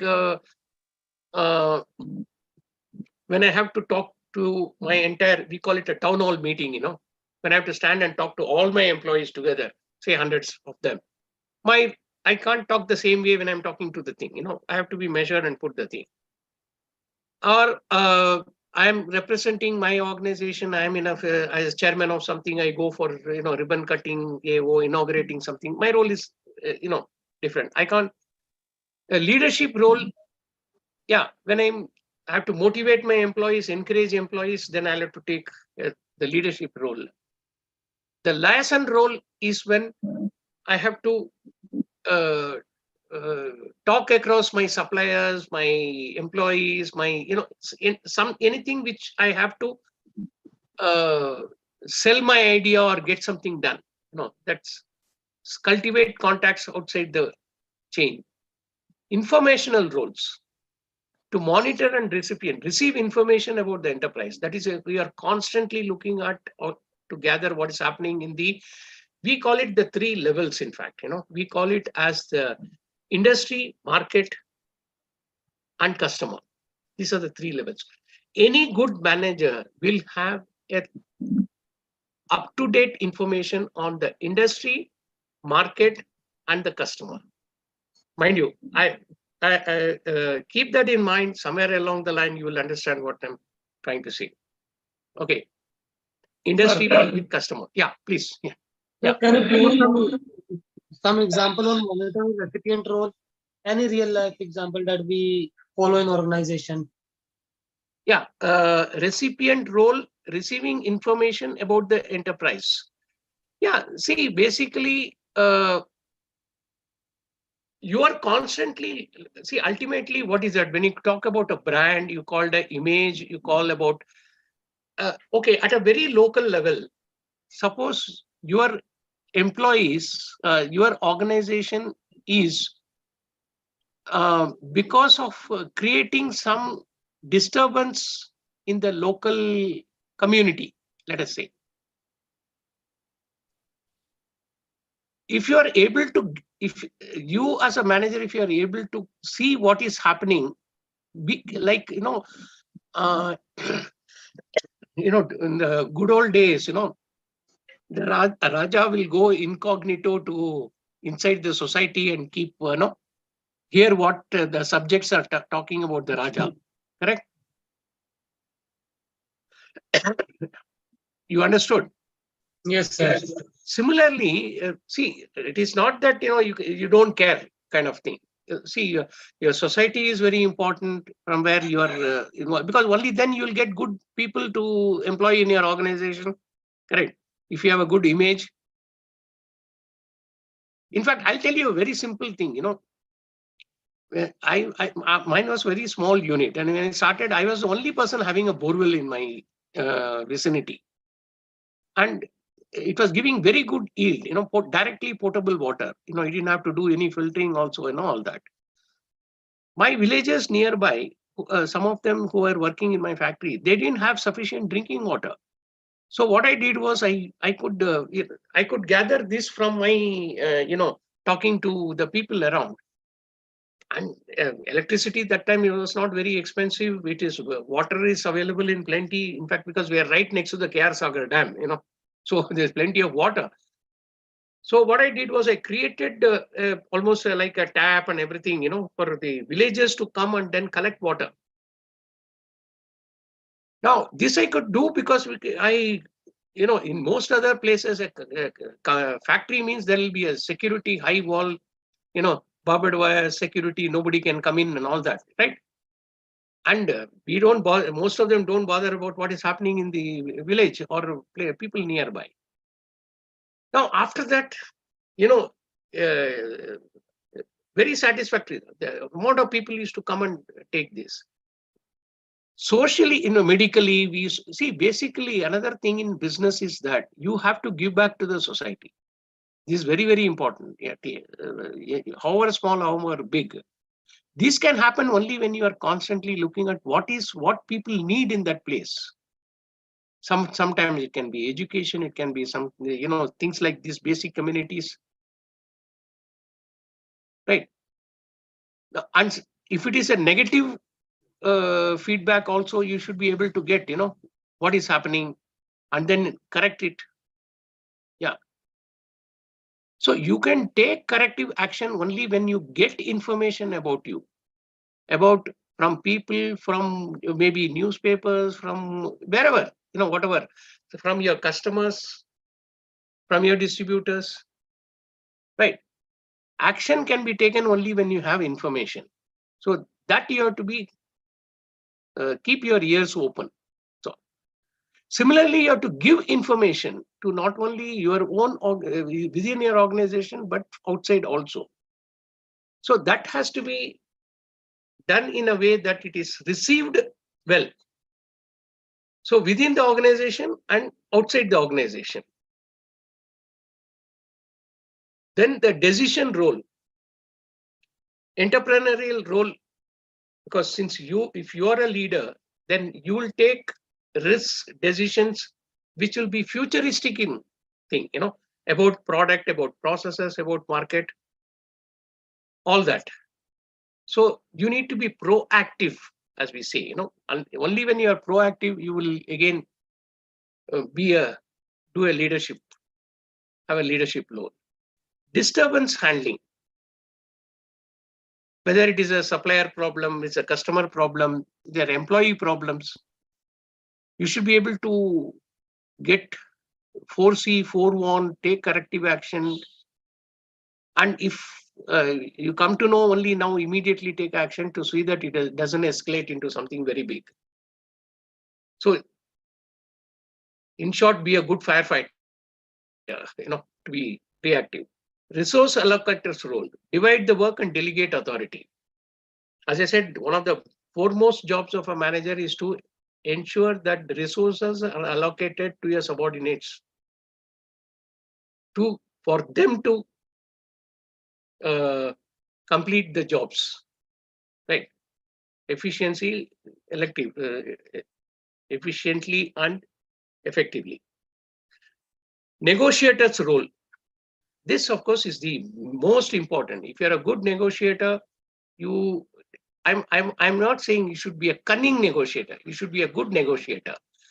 Again, a person like Stephen Covey says, you can be a good negotiator only when not only you win, you make the other person also think that he wins. And in fact, he talks about win-win-win situation. So a good negotiator is one which makes it as though that, all of us are one, instead of saying that I won, you lose. Okay, so that is a thing. Now, we saw again. From here, I'll go a little fast because the basic functions of management have been covered. Social responsibility of managers. This, of course, as you go higher up and the senior levels of management, your company and actions of your company impact the society and how you work with it. Of course, today we also have what is called as the corporate social responsibility. You heard of that, CSR?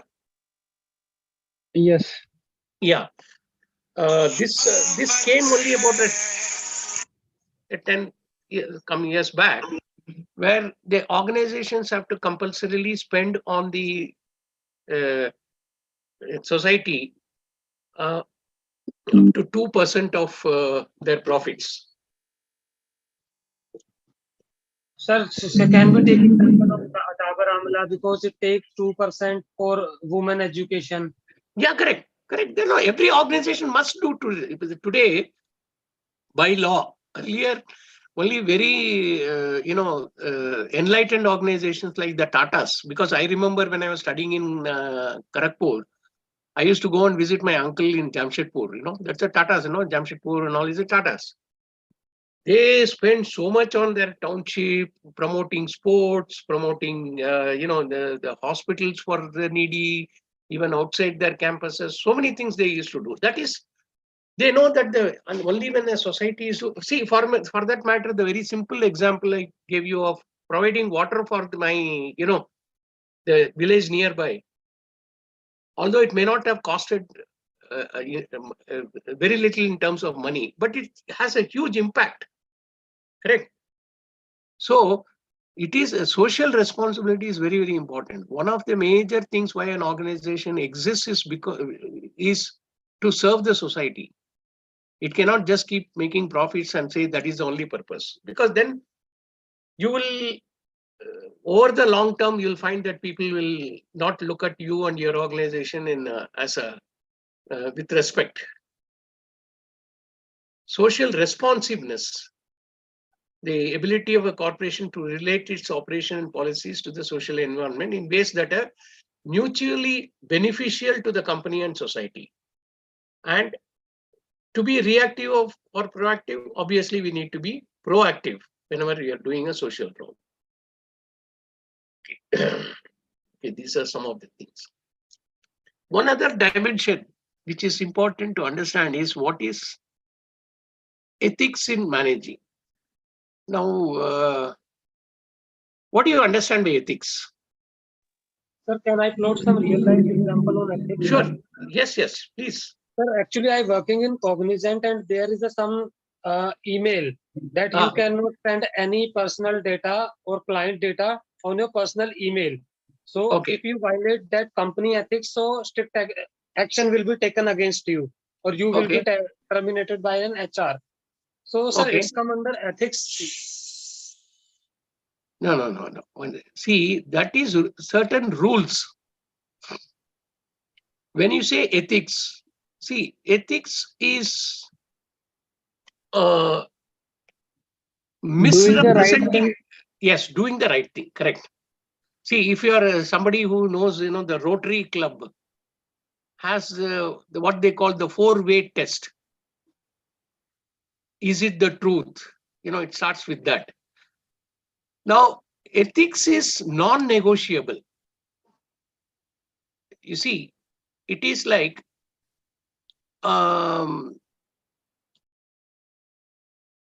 lying for gain. Okay, misrepresenting and lying for gain. Is it ethical? No. No, it is universally not.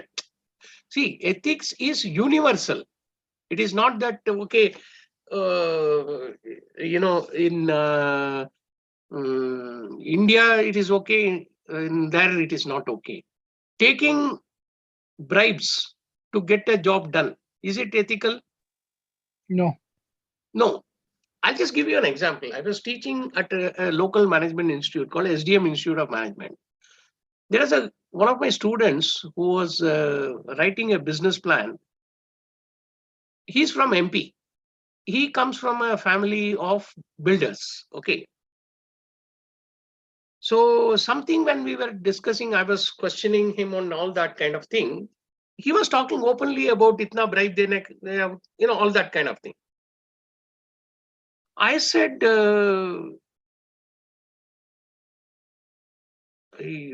Patidar, I still remember that name, the guy's surname, right? Meaning, what are you talking all that? Meaning, no, sab, hamara isme aisa hi hota hai. Huh? So, it is definitely not ethical. It may be a practice or whatever, Itna bhi nahi ki sab log Harishchandra hona hai. May not be possible. But then there is a boundary or a level or a point to which you can say that beyond this is not ethical. Like we say in advertising language, if you're not told something and a person has understood something else, there is no ethics involved in it. You should have asked, like we say that buyer beware. Buyer should have asked that question, whether this does that. But if I have misrepresented that, saying that, this will make you very fair, when actually it gives some problem to your skin, then it is unethical, right? So there are tests which you can do to say whether it is ethical or not ethical. It is commonly understood that it is right. Correct. There is again a lot of difference between ethics and morals. Morals can be cultural, but ethics is not cultural. That means what is moral, let us say, for an American, need not be moral for Indian. But when it comes to ethics, it is universal. It is the same for everyone. Correct. So ethics in managing is good or bad. Moral duty and obligation, it is more than obligation. Right. Business ethics, expectation of society, fair competition,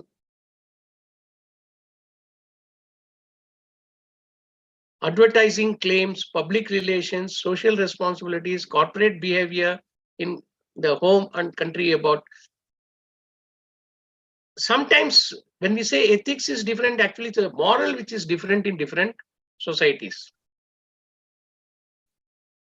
You can create ethical codes in organization, saying that you will do this or you will not do this.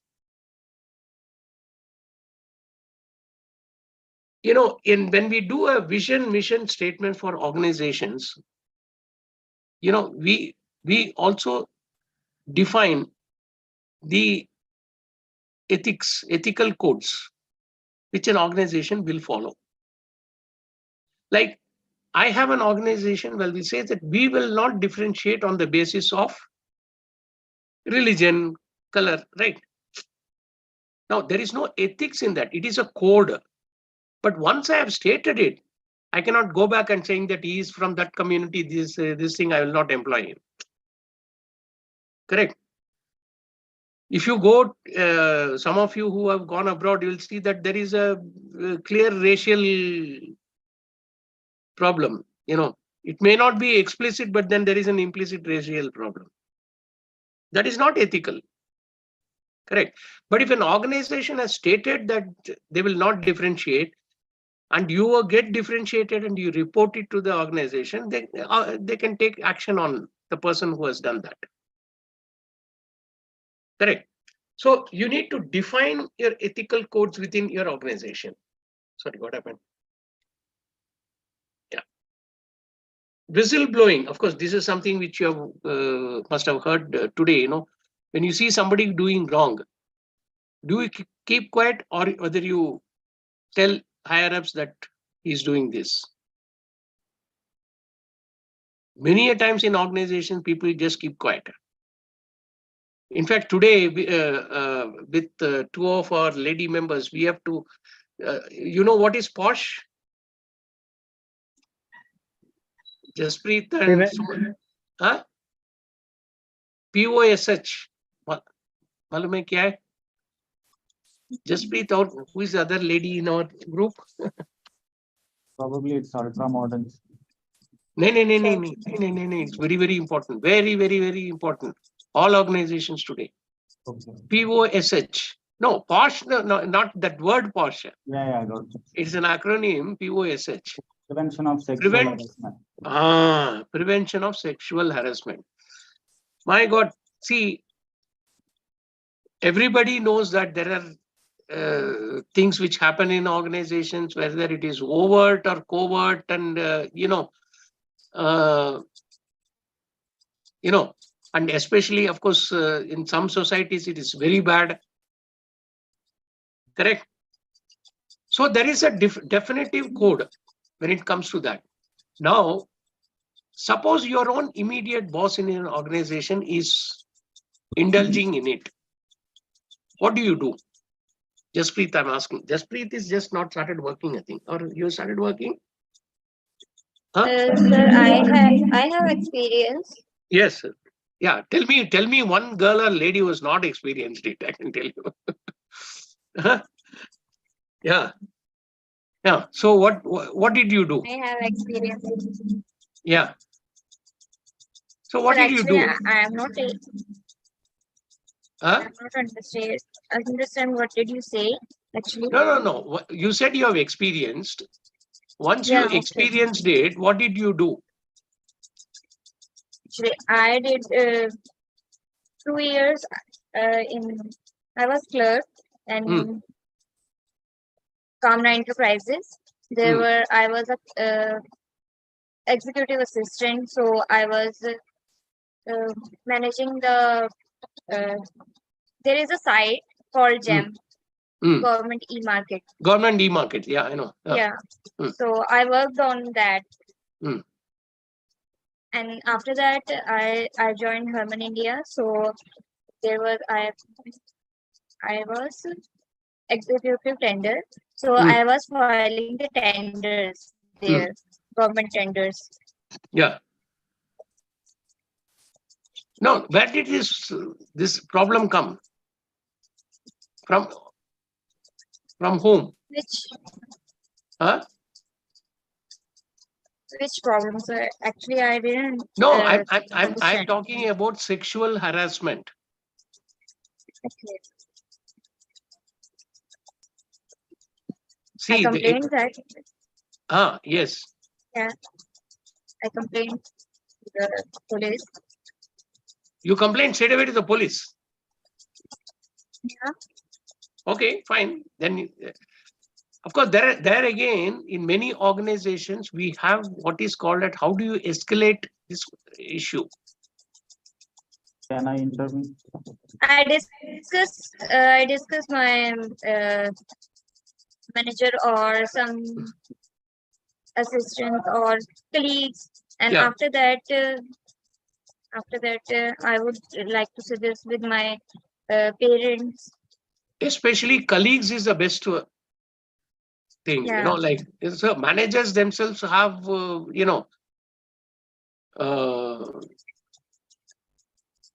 in fact, why our own great Arvind Kejriwal has done, I don't know whether you know what he did, when something came up. Right. Now, these are ethical issues. What I'm saying is in management today, it's a reality, and we know, and we have, because we work with a lot of, equal. So how do you handle these situations? There are clear-cut codes, of how you should handle it. But you must handle it, because you know very well that if you keep quiet, what happens? Yeah.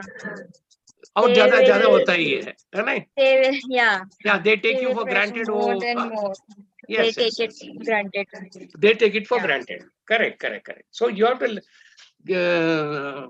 So, and that is one. Of course, this I have not written, but whistleblowing is like when somebody is corrupt, somebody is making money on the side, or he is overcharging the company. Many things which happen. When you see that, do you keep quiet or you tell the superiors? Actually, as person, my nature is that when I see something wrong, so I speak up Okay. that you should don't do this because it is not right. Correct. I always That's do true. that at my Right. home, at my office, everywhere. It's just my nature. But it is also how you say it and how you are able to get the response also matters, more in a positive, constructive way rather than, being a challenging. This I would like to. This I would like to learn that how Correct. I Yeah. would. That is why we say diplomatic way, Yeah, but be diplomatic but assertive way. Assertive, that you have to do this, it's not something, it is not negotiable. I don't approve. Right? Yeah. I warn you. Next time, that kind of, It won't be happen. Yeah. Yes. Assertive. Yes. Okay. So there is an ethics in planning. Then what is that? What are you talking about? We said this is of the details of the planning. Planning involves, I think we are totally running out of time. So what I will do is I'll run through this and then I'll give you the PPT. Okay. How do I send the PPT? Any one group, Dheeraj? Yeah. Maybe I can send it to you if you can give me your phone number. Then you can give it to. I can send this. Yeah, you have a WhatsApp group? Yeah, we are having WhatsApp. Yes, So sir, I'll yes. just send it to one of you. You can just put it in the group, no? Yeah. ये आपका chat में डाल दीजिए. Any one number. I will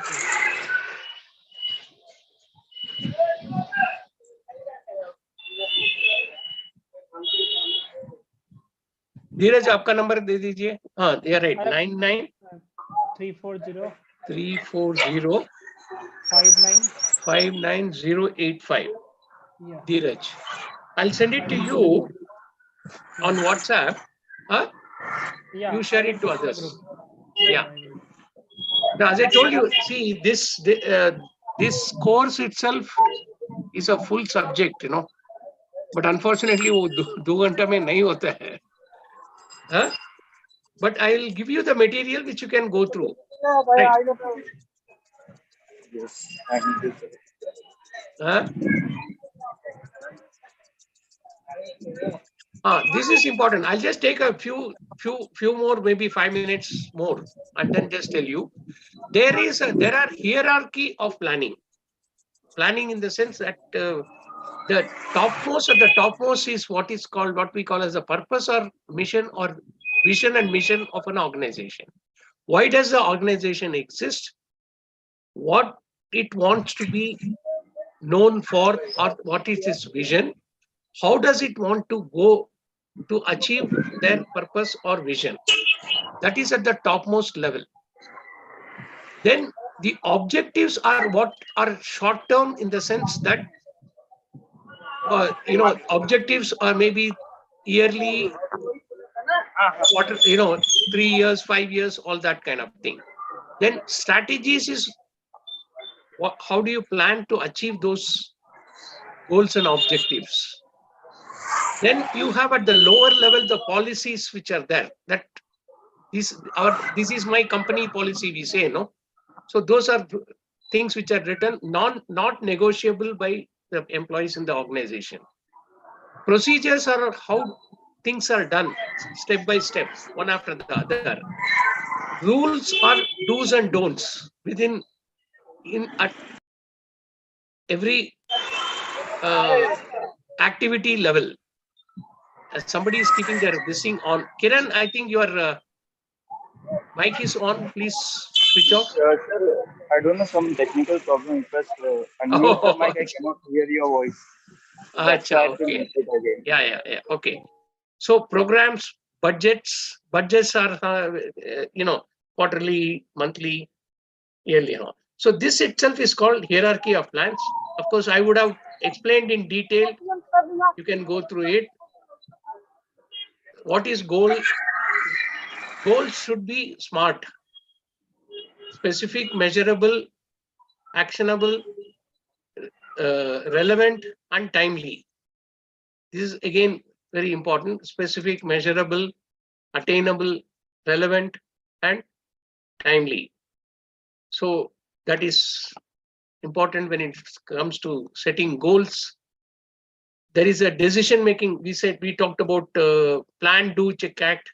So in this, the decision making, these are the processes of decision making. This is a very important concept which will not generally be discussed anywhere other than in these principles, because I'll ask a very simple question. When a new government comes, when a government takes over, what does the prime minister or something do? What do you see them do initially?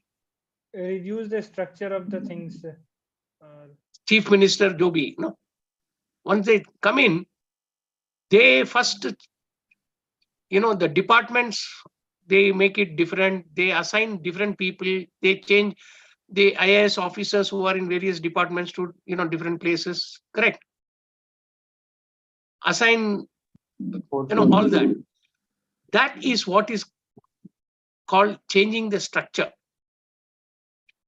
Now, when they change the structures, the way things are being done will not be done the same way, because each person brings his own method of doing it. So people working under then will not have the same attitude as what was being done earlier. So it is a management concept that if you want to change attitude, you can't do that by telling. You either change the process or you change the structure. So very good managers will understand this. And this is a very, very important thing. We do it all the time. We do it, may not be like in thinking about this, but we know, good managers know that if I want to get something done, then I have to change the way things are done by changing the structure and process. Okay.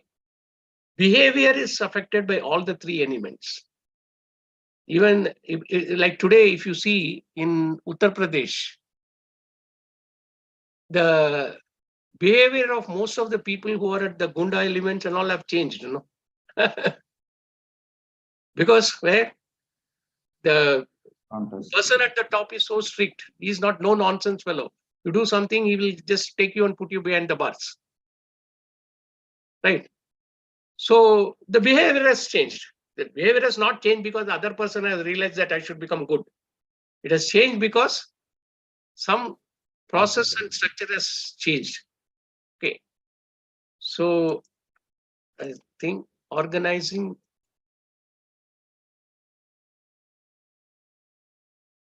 Okay. Okay. This is very important. I'll just again take you faster. Organization structure is that whose assignment of people is dependent upon the work specialization. I can't take a computer engineer and put him on the shop floor, right? Obviously, right? Or vice versa. I can't take a accounts person and put him in marketing. So that is important. Chain of command is important. A person should know who is the boss. As simple as that. There should be no ambiguity.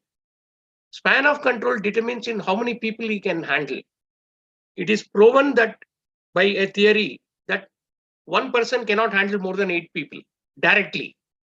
Indirectly, he may be managing 100, but because of permutation combinations of relationships. Then authority and responsibility. We saw that earlier. Centralization and decentralization. See, like in government of India cannot manage the police department sitting in Delhi. It has to be decentralized. Every state has to have the thing. Then from within the state, there are circles. We call it, So they have to be decentralized. At the same time, when a riot or something happens, the Central Reserve Police is deployed. Right. So it is a combination of centralization and decentralization. Departmentalization, I said, people who can specialized jobs should be done in specialized departments. Different types of organization charts are there. We also talked about authority and responsibility. We talked earlier. It is the same thing. I'm explaining it in a more thing. Authority flows downwards. Responsibility and accountability flows upward. So that has been explained here. There is what is called a line authority and staff authority. What do you understand? A line authority is a direct command on the functional element. Staff authority is a consultative level. That is, you're using, let's say, a HR department has a staff authority, whereas a production department has a line authority. Right. This staff authority is used for supporting, assisting the line authority in realizing the objects of the organization. You must have a very clear goal. This is what why I'm telling this is whether you want to be in a line function and have line authority or be in a staff function and staff authority. Very rarely you will find that a person who has been in HR or something becomes a CEO of a company. Right? The CEO of a company usually would have risen more from the line functions because his understanding is much better of what is happening around. Rather than in a staff function, his function is very limited. He's limited to only the managing people. Whereas a person in marketing or production and sometimes finance, but not most of the time, they have an overall view of what is happening and they tend to go up faster. So in your career choice, that is very important. Where do you see yourself in? You have diverse experience like what Dheeraj said, he has been in different roles in different organizations is good. But the sooner you go into line functions, you will be visible to the top organization, top level organizations much better than you're in the staff organization. Finally, not the least, there is what works in organization and works anywhere is the power. Power is not anything which is vested in somebody. Power is something which is assumed. power is assumed by means of a person's inherent strength. And the different types of power are all this which is given.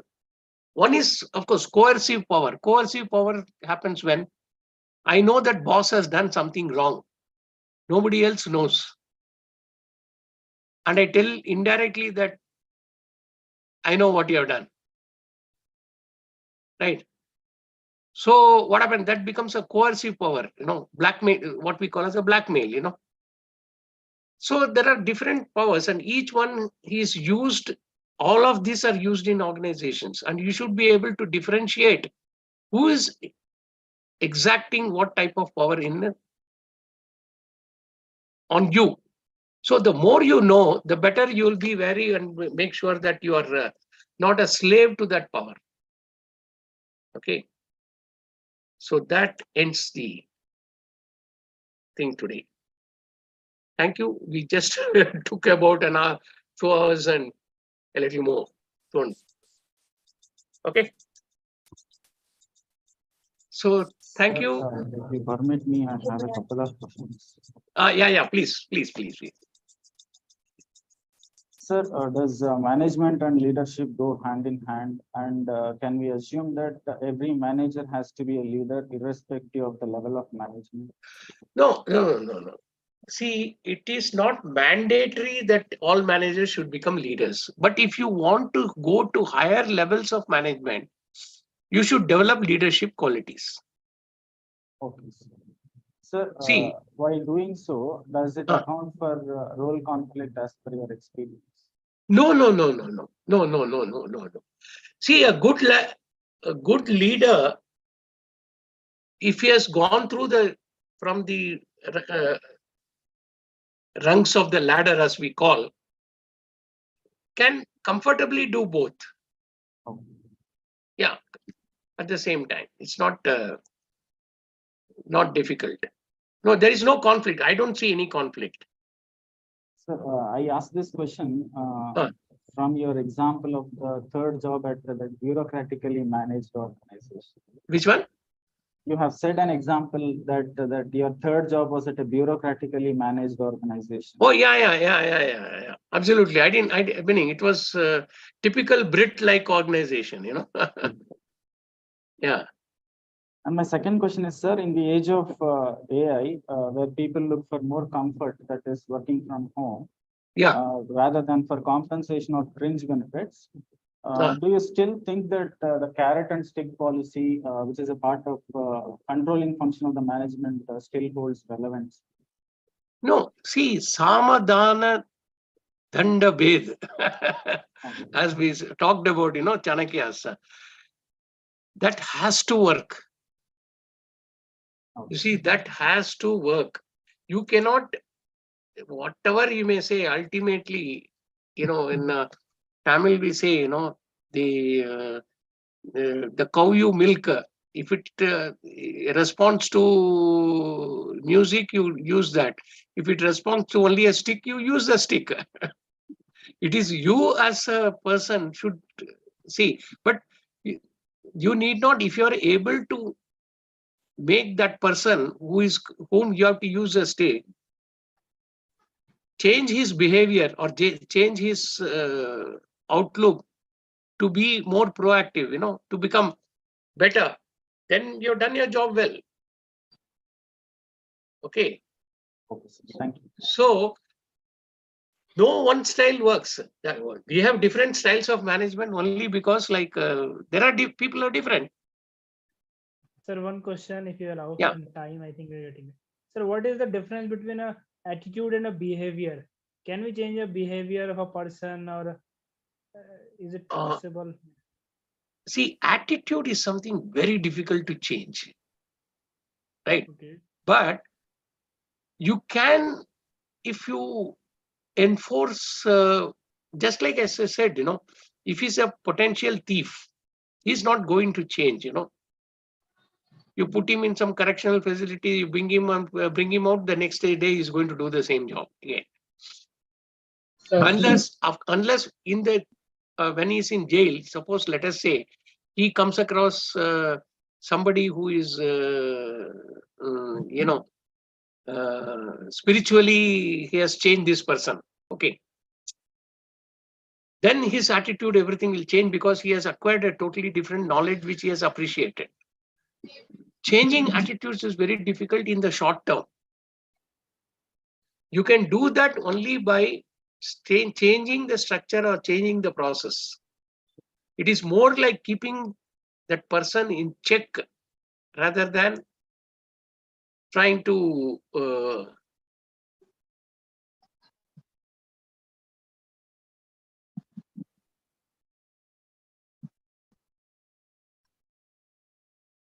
yeah. Sir, Right, yeah. sir, is there a contingency approach we have studied, and there are a lot of systematic approach and behavioral approach is there. So in contingency approach, we applied in armed forces. Like suppose major give orders to the lieutenant. Correct. Lieutenant has to execute that order. He But has the to, contingency approach we can follow in corporate sector also as a manager.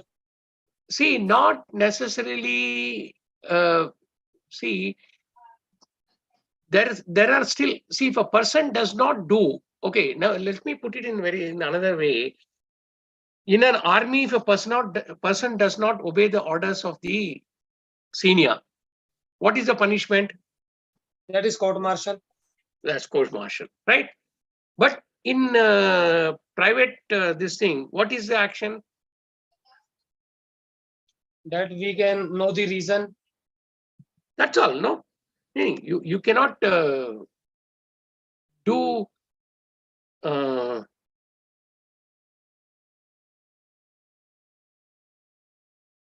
we can assign task to another person who is capable. I know it's not that easy, you know. I'm trying. So it is. That is why there are different styles of management.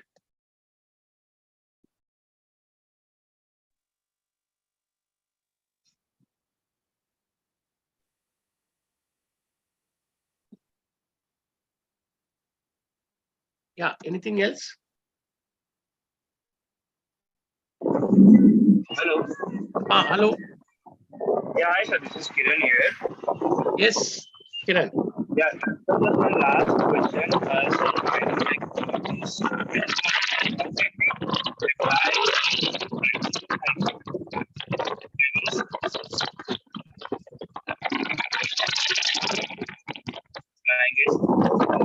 Hello. Hello. Hello. Hello, sir. Can you hear me? Yes, I can. Yeah, I can hear you, Kiran. Yes, sir. I wanted to Dheeraj, I how have just can we sent a apply- test. Dheeraj, I have just sent a test WhatsApp to you. Can you reply? Dheeraj.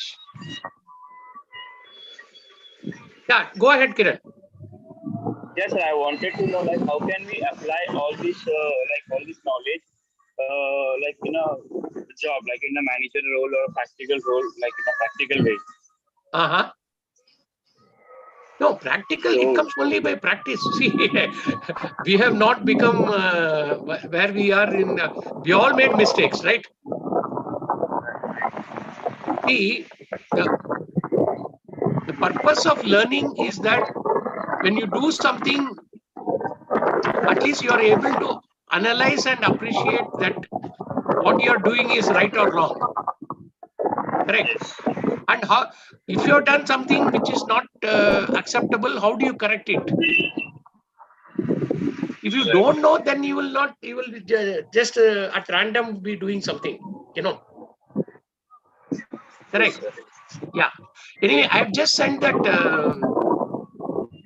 my presentation to Dheeraj. Ask him to put it in your WhatsApp. Send it in WhatsApp so he can just transfer it to that. Okay. Okay. Thank you.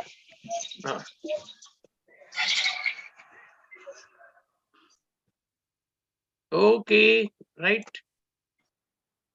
Thank you. Thank you, sir. Thank you, sir. Thank you. Yeah. Right. Bye.